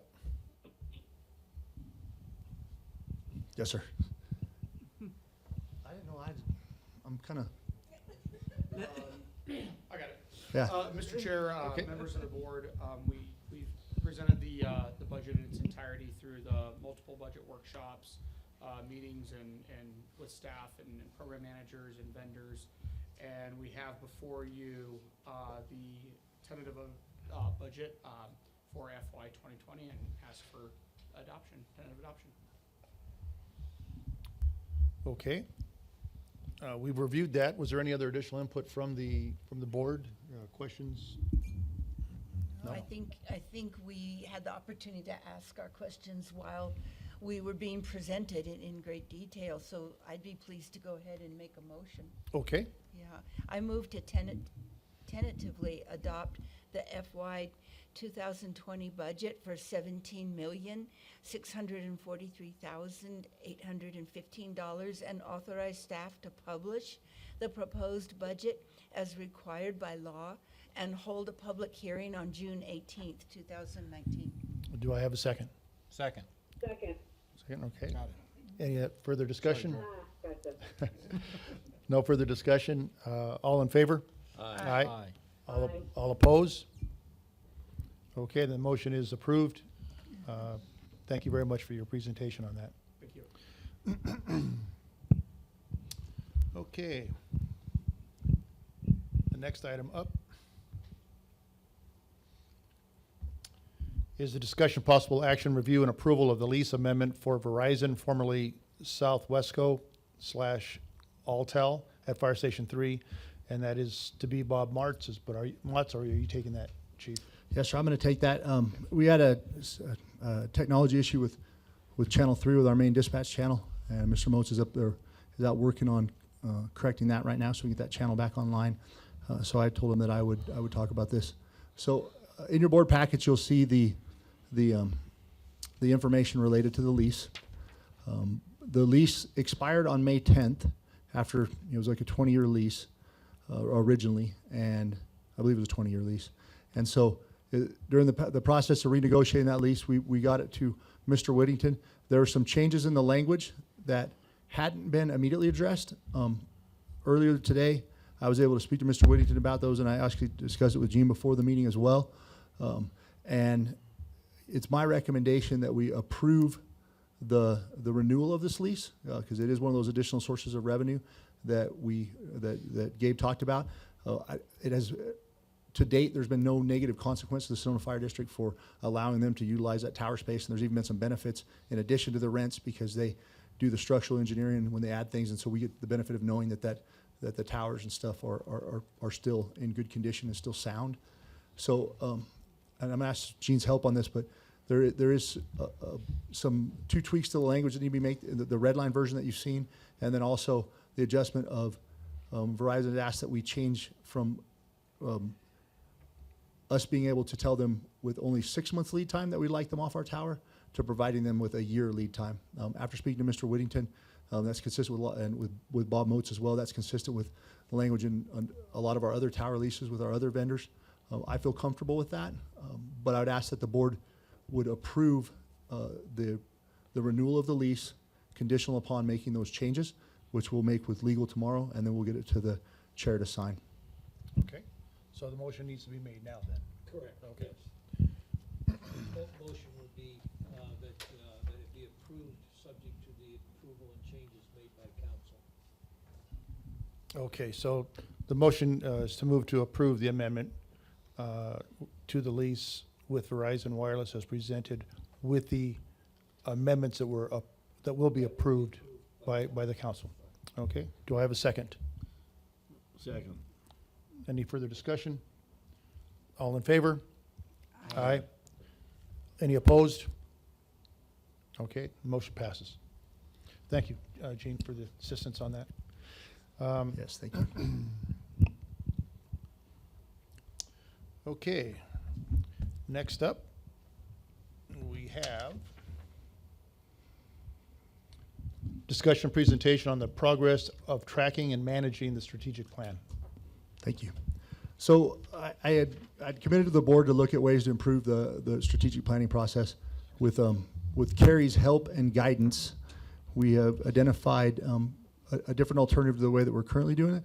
I think meets the intent that had been earlier defined in the budget workshop as far as what we're trying to get out of that document, and it also greatly improves the utility that document provides. And what we've been looking into is a software product that allows us to automate, and Brian's gone, but we loop Brian in the last one because there's a technology component there, but automate components of that strategic plan where it's pulling in data periodically from the field.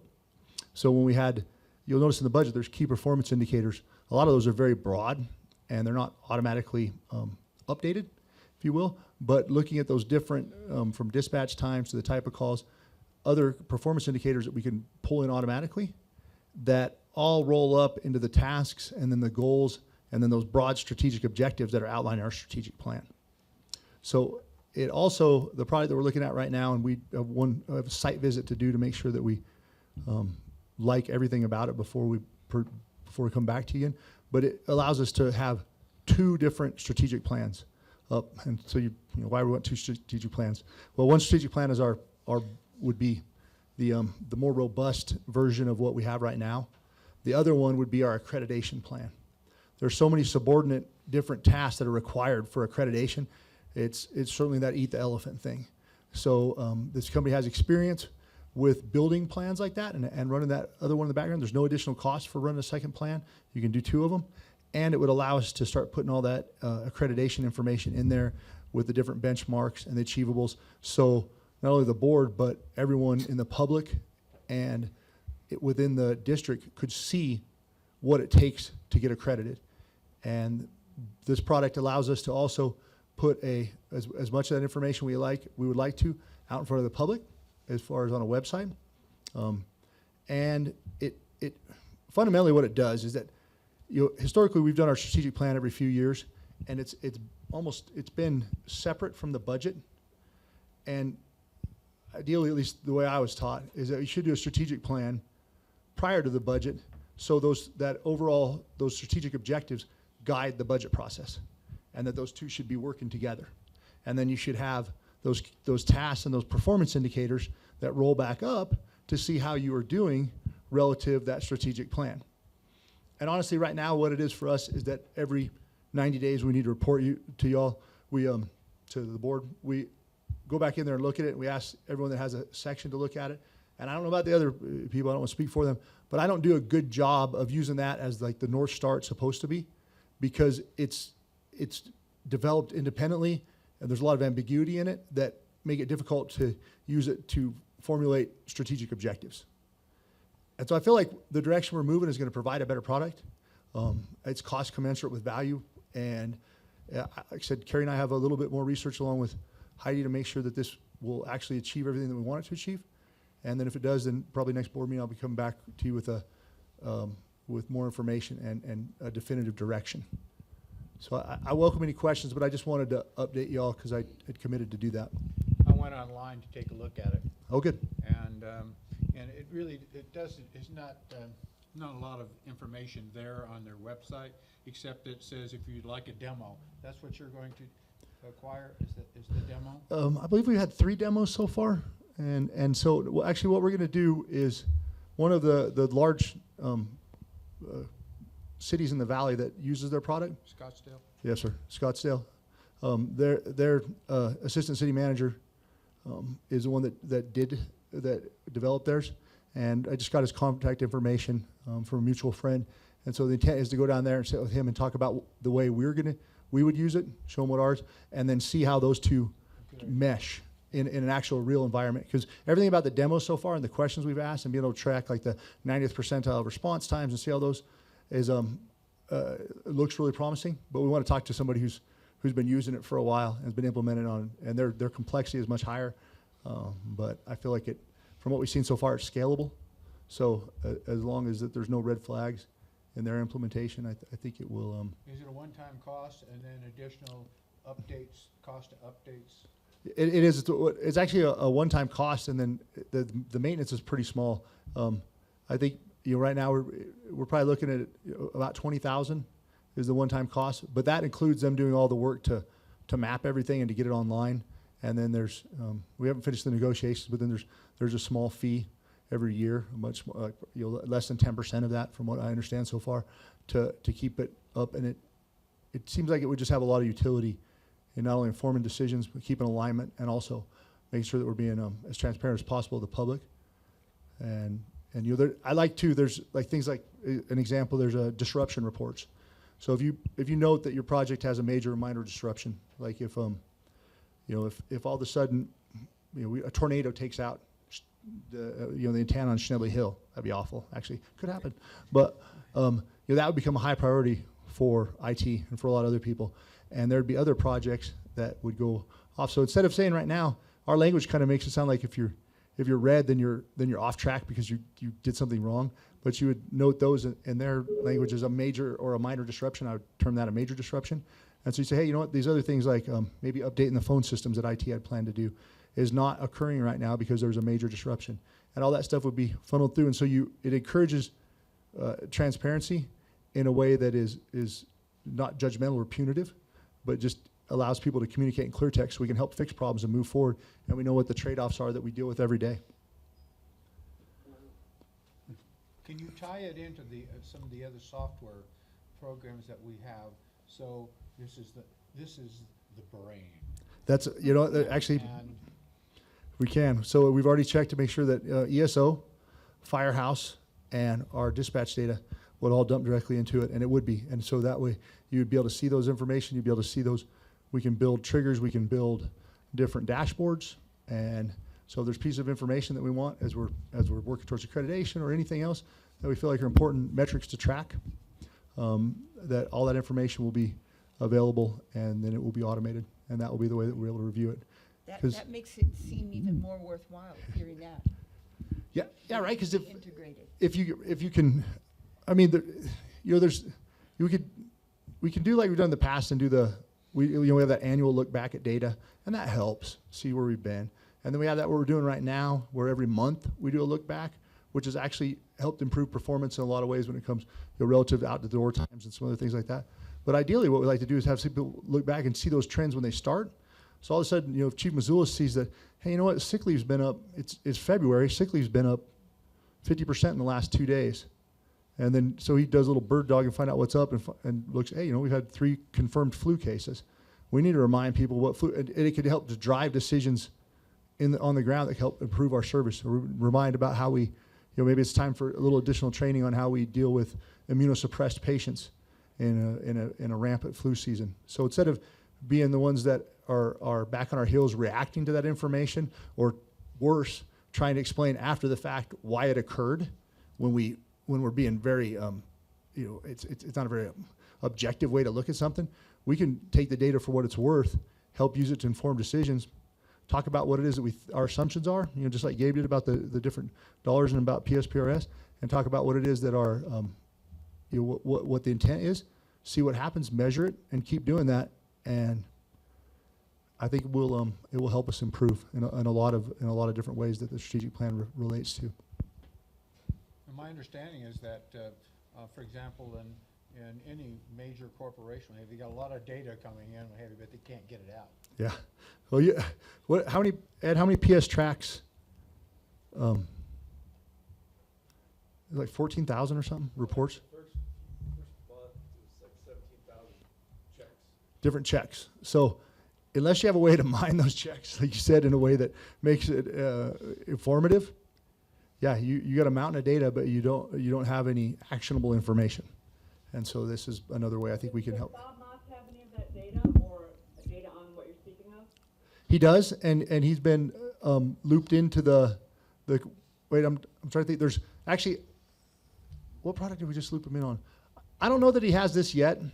I'm sure when he watches the video, or Jeremy does, he will. But what I want to do is find out if it was viable from the end user perspective, and then we will loop him in, and we'll loop him in early, because we've learned our lesson about that, about not including IT on the ground floor of any implementation. It makes it harder on them. It negatively impacts our ability to get to go live, and it's bad business. So we'll most definitely loop them in.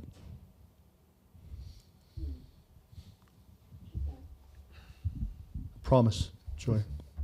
I heard skepticism. No, well, thank you. It's just that I know, Bob heads up that department. He knows quite a bit about, and I don't feel like looping him in. I think he should be brought in from the beginning, because he can give you a lot of really important information, because that's what he does. I can appreciate that. There's a kind of a trade-off if we bring him in too early on something that we choose not to explore further because it doesn't meet our needs, that we've wasted his valuable time. So we're most certainly looking for that sweet spot. But if it pleases you, Joy, what I'll do is I'll get with him as soon as possible in the coming days to make sure that there's nothing about what we intend to do that is at cross purposes with anything he has going on. Oh, that's great. Thank you, Chief. I really appreciate that. You bet. Yeah, I think that'll work well, Chief. But thank you for that update. I look forward to seeing how that interacts with the strategic plan, the budget, and everything else. So thank you. You're very welcome. The next item on the agenda is the presentation of the 2018 annual report. Yeah, and I'm going to talk briefly and then hand this over to Heidi. They laugh because I don't talk briefly very well, I guess. But I like the, I'm fond of what the annual report became, and I had very little to do with it. And so I just wanted to say that I appreciate it. And I asked Heidi to talk about it because she knows more about what went into it. I was just very thankful for the final product. So. Okay. I will talk briefly. I saw Carrie Tarver put a lot of effort into this, so she should be talking about it, but she has to write down what I'm saying, so she can't. We changed the format of the annual report last year, if you will recall, and this models that, making some design changes and some flow changes that what we really wanted to do was focus on the year as a whole So kind of looping back at though, we can look at a back view of our entire year. We look at it monthly. And so in this year's view, all those statistical numbers are in there. They're the summaries of every report you've seen all throughout the year on the monthly updates at the board meetings. We do tell you about special events and special things that happen in the community, and we're pulling those, we put those on Facebook. This was our banner year for social media, and really driving that. And as we're moving forward in 19, you'll see that it will probably change that document. What we noticed was that focus on the community, and that's what we wanted our annual report to really focus on this year. So we had a lot of change in the district, in administrative, in the offices, in our leadership, and some changes in the community, changes to our board. And all of that change, really, we kind of, the one thing that was constant was that dedication to the community, and we really wanted to highlight that aspect of Sedona Fire. So we did that with a lot of imagery, a lot of commentary from the public, and showing that personal interaction between the crews and the community. And we hope that you enjoy this perspective of it, and it gives you kind of that snapshot of what a year looks like for us, interacting with our community month by month. I especially like the picture of our chairman here, what have you. More than once, by the way. Very good. You come to a lot of things. You're very supportive of the staff and the work that we do, and how we try to build and give back to the community, and that's evident. And so we love whenever the board members do come to those events, and we do try to showcase them whenever we get a great picture of you guys doing that. Well, thank you very much for that. My wife was surprised to see part of her was in there too. So, but I think that is absolutely true in what you're saying, that our ability to move into the social media aspect removes the uncertainty from the community of what we do, who we are, and when we ask something of them via budget, that it kind of answers those questions. And I think the proof of that is the fact that there's nobody here. The questions have been answered. They may be out there watching and they're gearing up, but as much as we would like to have more audience here, at our meetings, the fact is we're getting the word out, and more so than ever before, social media has become that major tool that we're using, and I'm really pleased that it's going the direction that it is, and thank everybody again for all the hard work, because it takes a lot of time putting all that together. So. It does, and Carrie is a saint. She's just a tireless Thank you, Carrie. attention to detail, and really taking the feedback and the chief said he had very little to do with it, but he's an excellent editor, and just really coming through to look at the details. And that was what we were able to do this year. Carrie spent a lot of time looking at how can we make it better than it was last year, and that was her main focus. We thank everyone who participated and gave the information as requested, sometimes on the first ask, which was very nice. So to make sure that it was a process that you would enjoy the end product. Okay. Thank you. Mm-hmm. Thanks, Carrie. All right, we're getting down to the nitty-gritty here. Let's see. Coming up, we have discussion, possible action, the addition of the fire chief's report of an explanation and education of purchase orders over $10,000. Corey, did you want to open that up? Sure. In our previous board meeting, we approved the raising of the chief's purchasing order to $50,000, which is more in keeping with other districts. But I think an unintended consequence of that was, at least on my end, realizing that we would no longer get these BACs on expenditures that were significant. If they were under 50,000, we'd only hear about apparatus expenditures.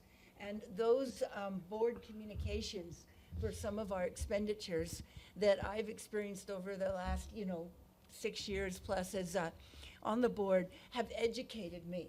They've been a source of education about what we use our money for, why we make the decisions we do, and many times showing and demonstrating the effort we go to get the best price. So I very much don't want to miss out on those board communications, even though I'm very comfortable with the decision we all made to increase the amount that chief can spend without an emergency meeting.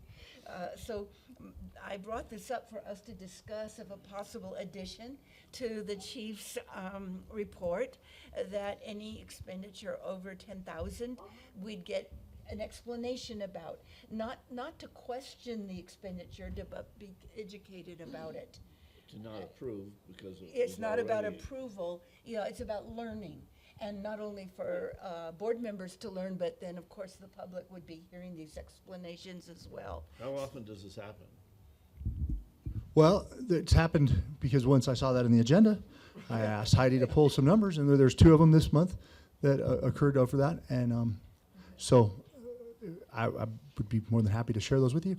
And I think I don't think there's a thing about the rationale that you presented that I dispute. When I saw that, I was like, yeah, you're right.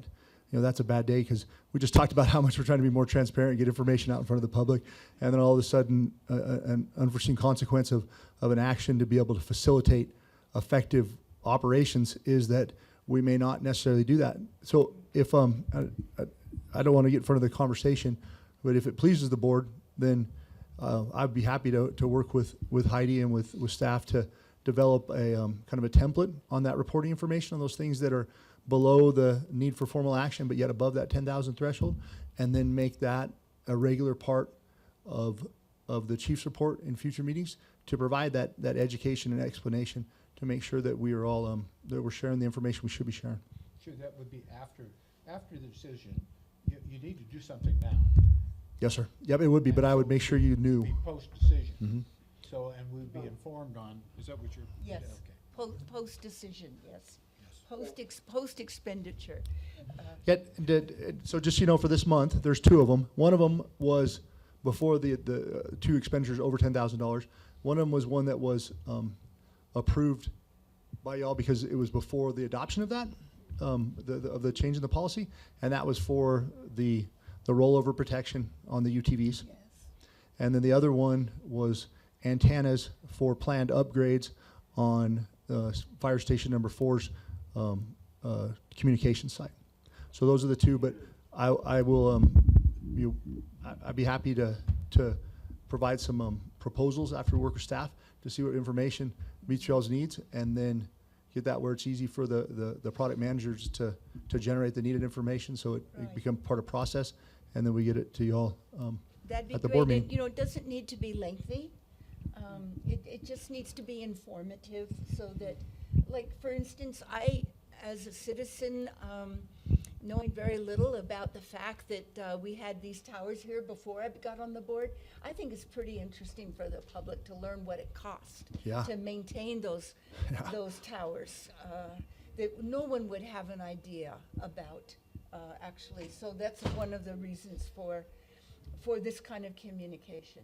Yeah. I can appreciate that. Don't you Okay. think the communication should be between 5 and 10,000 as to not overburden the staff and bringing additional information that maybe we don't need, or the public doesn't need, or, so we have the information as public servants, and so we could make our proper decisions, but do we need all of the information from every item from 10,000 down? I guess is my question. Oh, it's up. No, Up. this is, Joy, this is a recommendation to start at 10,000. Anything that costs more than 10,000, and by the way, that's just a figure I came up with. Right. I'm very open to adjusting that, but it's anything above 10,000. And we don't necessarily have to give him feedback. It's informative. Right. But if we choose to give you Mhm. a note, but he's already made the decision. Right. Yeah. And we've so- authorized that Right. decision. No, Okay. this is strictly, in my mind, educational Right. for us as board members, but also for the public. Yeah, I agree. I don't see a problem with that at all. And we could, if it pleases the board, we could start with 10,000, and then we can. You guys see every expenditure throughout when you receive your board packet. Yeah. So if all of a sudden there's a lot of them that are in that You see a bunch of 999s, which I'm not going to play that game. But if you see a bunch of them that are in that bandwidth that you say, hey, let's bump that down so we can, because I feel like I'm missing some information. Yeah, we can adjust fire on that. You know, I would agree with that, Chief. I think, obviously these are items that are already been approved in the budget. These are items that, the purpose for us being here is for oversight and checks and balances. And because we've raised your authorization limit to what it is now, we will be missing out on those transactions. So in order to, as Corey stated, to educate us and the public as to what does go on, and if it only occurs periodically, as you stated, this past month was only 2 occasions, there may be those times where it's a little bit more or nothing at all. So I would agree with those numbers and that principle of updating. Yes, sir. Thank you. So would we, Is there a motion needed for how that? would this be consensus, or what would this be? Direction to the chief Staff, to do okay. that, as opposed to making a motion. Okay.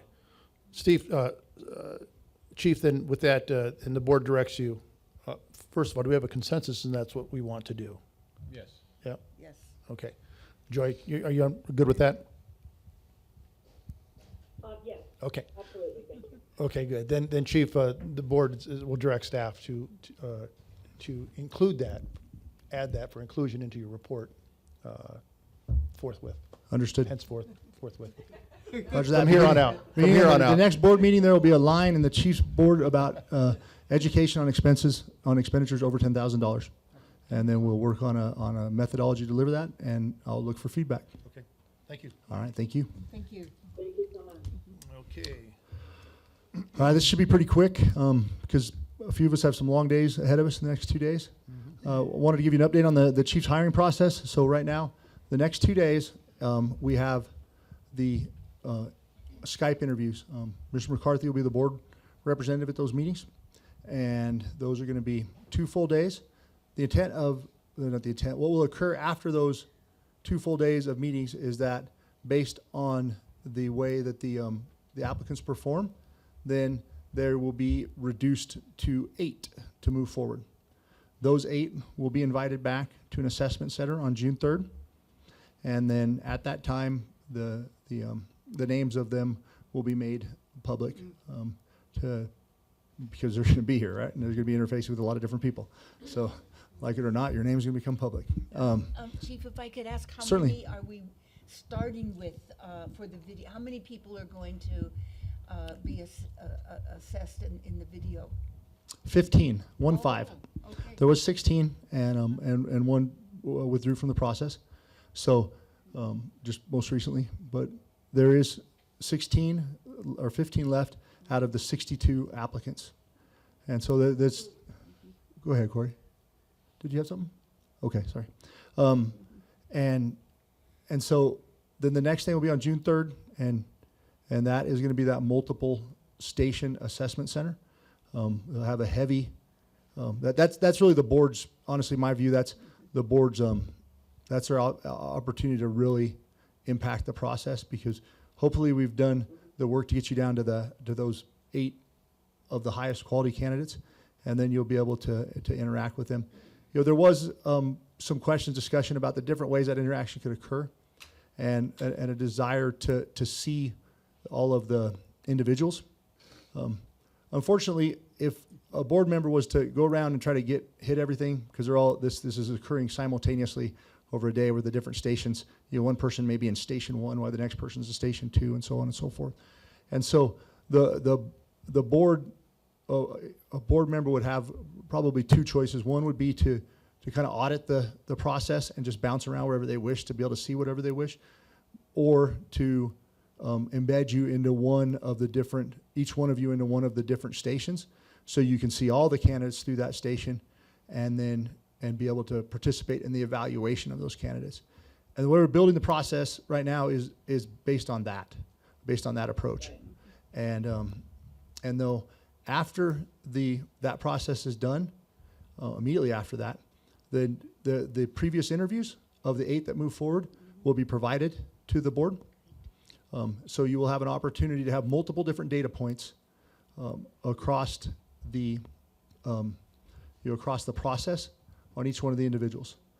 And right now, myself and Mr. Whittington and Dr. Davis have a phone call next week to talk about some of the different, the best ways to approach providing you with all that information and allowing you the decision space you need before that final day. And so what that may look like is a suggestion, and I'll run this through Mr. Soto if we choose to recommend this, of having like a special board meeting perhaps 2 days afterwards for an executive session, so I can sit down instead of just giving you the numbers, that I can sit down with you and explain each one of the line items on the multiple different things that have gone through the assessment center. Because I think it's really important for each one of you all to have a strong grasp on what the different metrics were that were being measured in those stations and how they performed. And at least after the initial conversations with Dr. Davis, it didn't seem like there was a very good way to do that other than sit down and go over the data with you, and kind of and I think what would be appropriate for an executive session at that time, because it would be how you would inform that hiring decision. So that's why we're going to loop Mr. Whittington in on it as well. If that's going to be the case, it'd be helpful to know what day that executive meeting's going to happen. And we have the call with Mr. Whittington is next Wednesday at 14:30 or 16:30 to finalize that. Okay.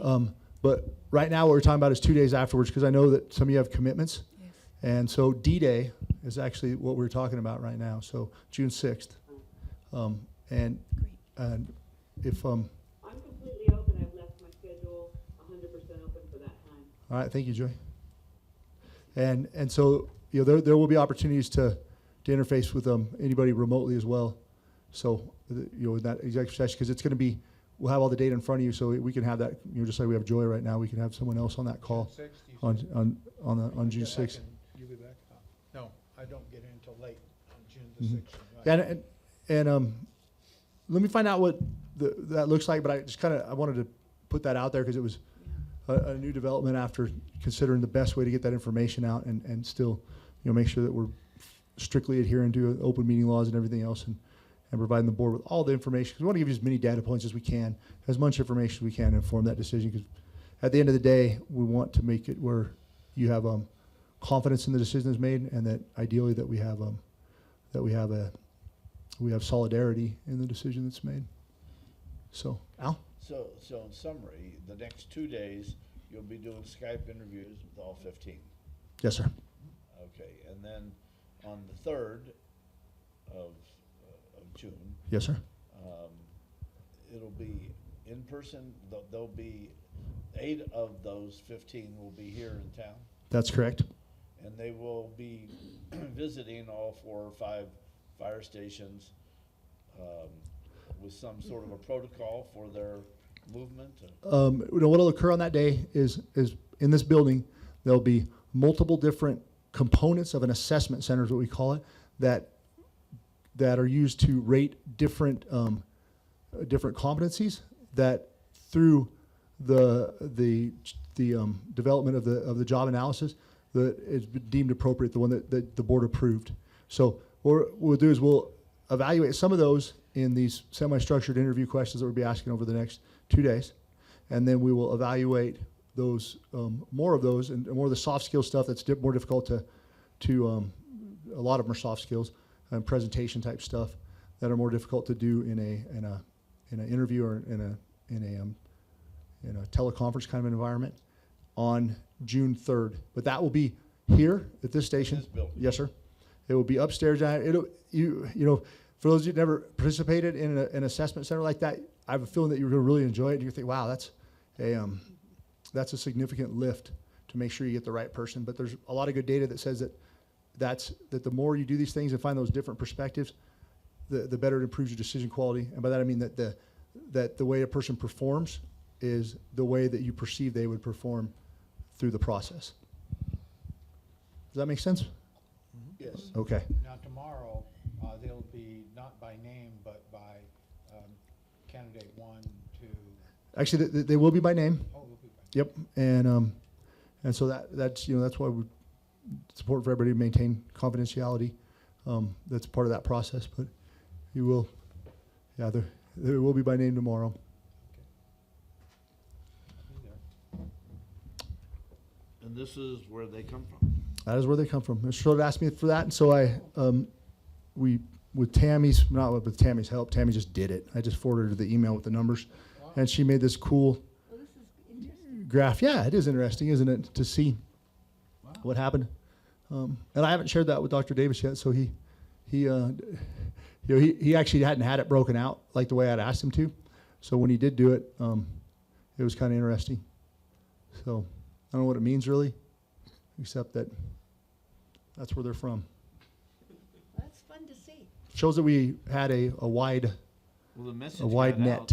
Yeah, the message got out. Nothing from Hawaii or anything. There were some overseas ones. We just didn't know how to put them on the map. People back east didn't fare too well. Oh, God bless them. I don't know why. Well, you know, I make a joke, but honestly, that's why we developed the criteria ahead of time, right? Before we knew where anybody's coming from or anything, we developed the criteria based on competencies that under board direction were deemed essential to the person that's going to complete the job. And then as you go through the process and you look at it and you say, this is where people met it, this is where they didn't meet it, that's it's far more defensible that way.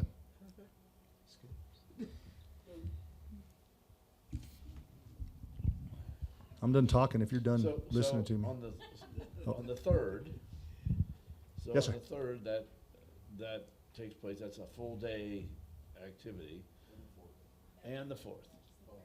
Just the third, but the third will be a long day, and it's my desire, it's my strong, sincere hope and desire that every board member that's available will be present and will be ready to be fully engaged for that whole day, because it's going to be a good day. Will we each be in a different, what is your thinking about that? Yeah. So what I'd like to do, so each one of you, as we meet in executive session to discuss the stuff that can be discussed up there, that each one of you has had at least firsthand information on as many of the components as we're able to do.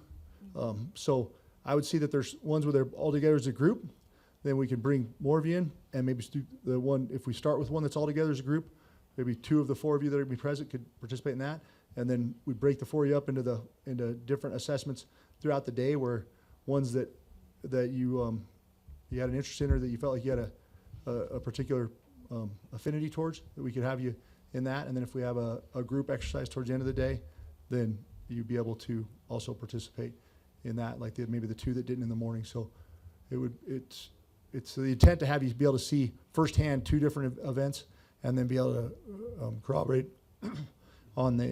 based on looking at the feedback and everything else on what the performance in those other events that you weren't able to witness. And then you'll also have both of their interviews to be able to review and have those other 2 data points as well. Then what happens on the fourth? On the 4th, yeah, we rest. Oh. Yep. I did say the 3rd and 4th before, Al, but it's our intent to make this one day just because it's expensive. You know, it's expensive to pull that many people in, and the other professional evaluators that we have doing that are, you know, that have expertise in the areas that we desire. So we're trying to make it one, and it is. Also make sure that we make a notice of possible quorum on that day. Yes, I agree. Chief, with the Sweet 16, if you will, down to the Elite 8, Yeah. and the next step, are we already planning for that meeting evening in which we make our selection, how that's going to go about, what's going to take place, how's the voting going to go? Has that yet been discussed? That is another component of what we're going to discuss with Mr. Whittington, because, you know, making sure that because frankly I'm a little unclear as to what is appropriate to discuss in executive session and what's not. So as we're looking at a framework for how we get you all the information we have, that we make sure that our process provides it provides the best launch for this new person, but yet obviously making sure that it aligns with the legal requirements of our open meeting laws and what, you know, you're supposed to do in executive session. I want to loop him in with Dr. Davis and then provide you all with that. But that's ongoing. Okay. Any other questions for the Chief? And then on the 6th, what happens then? So, and the 6th is just as a proposed date, and if it's deemed necessary that another meeting makes sense to give y'all Oh, I see. the information, then I'll just, what I'll do is I'll send all y'all an email and just ask you I'll blind copy you so you can't respond to everybody, and then just send me back your availability on probably like the 5th, 6th, and 7th, or whatever the days happen to be right around there. And then we'll pick the day that works the best, and then we'll figure out a way to use technology to loop everybody else in. I just want to make sure that all your questions are answered, and that we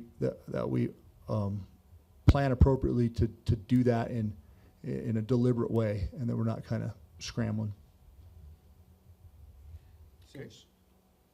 And then after that, what type of a timeline? So after that, it's, y'all be responsible for deep reflection, and then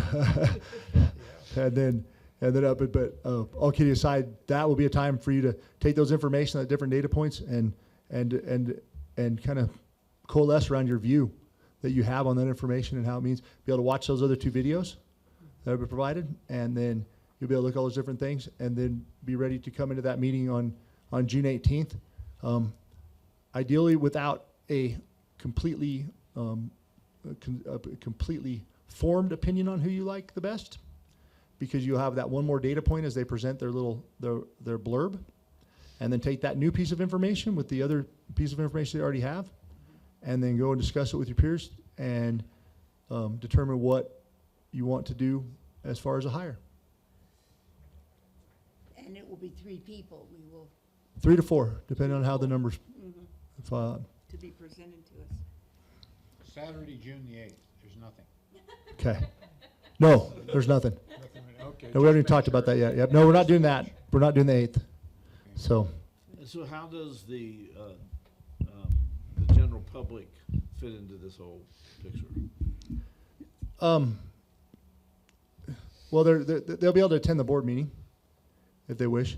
I feel like we've have a very a broad cross section of people that represent different professional entities that we interface with, and that are the peers to what this person will be, that meet or exceed the requirements that we've set forth for the person that we intend to hire, and then with y'all's participation in the development of the job description and the job analysis, and then moving forward your participation tomorrow with Mr. McCarthy, and then on the June 3rd with the balance of the board, that the public, there may be opportunities for them to look at a part of it, but frankly, we've tried very hard to make sure that we anchor into validated performance measures, and it's hard to start pulling people from the outside and interject them into the situation as far as evaluators, without losing some of the rigor that we want to make sure that it kind of aligns with best practice and with legal requirements for. So the meeting of the 18th, general public can be here? Oh, absolutely. And it'll be 3 or 4 of the final candidates will be here. Yep. Okay. And I appreciate the comment. I think what's important to remember, what's important to remember is that, as the chief mentioned, to get the general public involved in the process puts more of an emotional aspect as to whatever the question may be versus. I can see this is very analytical. This is a data pursuit. Right. At the same time, the 5 people that sit on the board are elected to represent the public. So we do have the public here in a sense. That's true. So, we could justify the fact that the public weren't actual part of the process, but they were through us. Just like government's supposed to work. The way it's supposed to work. Yeah. Representative government. Yeah. Well, thank you very much, Chief. Was there any more you wanted to add to that, or? No, sir. I'm done talking. If y'all are Yeah. done listening to No, me, you- so. Would you like some water? Okay, with that, thank you very much for all the preparation with between yourself and staff and Dr. Davis. And we look forward to the next couple of processes and then the final one. So, As do I. thank you again. Thank you again. Thank you. Thanks a lot. Okay, one last thing, and that is our fire marshal's safety message. Thank you, Chairman Soto. Tonight, I would like to, it is on, isn't it? Is it on? No? Oh, shoot. There we go. Tonight, I would like to speak to you about electrical switches. Your typical light switch in your house has a lifespan that's measured in the hundreds of thousands of duty cycles. More and more, and here quite in the last few weeks, we've become in contact with members of the public that talk to us about, oh, I just switched that off at the circuit breaker. They go out to the circuit panel, turn stuff off. Just so you know, your circuit breakers and your electrical panel, those are designed as a very light duty switch. It's designed to turn something off in the rare case that it needs service or something like that. When used as a switch, those circuit breakers have a lifespan that's measured in the tens of duty cycles. So if you overuse those, you can degrade them to the point where they will not function as a circuit breaker when it's most important that they do. I mean, in other words, you can't turn it off. Well, it may not kick out when there's an overcurrent event where it should kick out. So they do make circuit breakers that are designed to be used as switches, and they are very expensive. They're mostly for industrial use, and they will have an SWD on them, which means they're rated for switch duty. But even those aren't designed to turn on and off 10 times a day. Those are for something that has to be turned off on a weekly basis for service or something like that. So if you have a circuit breaker that you use as a switch, replace it. Don't use it as a switch. Have a competent licensed electrician install a switch for you. That is the conclusion of my safety message this month. Thank you very much, John.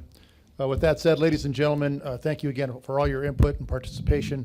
I'd like to especially thank Mr. Greg Neal for assisting us with his legal counsel in the absence of Bill. And so, with that said, the meeting is adjourned.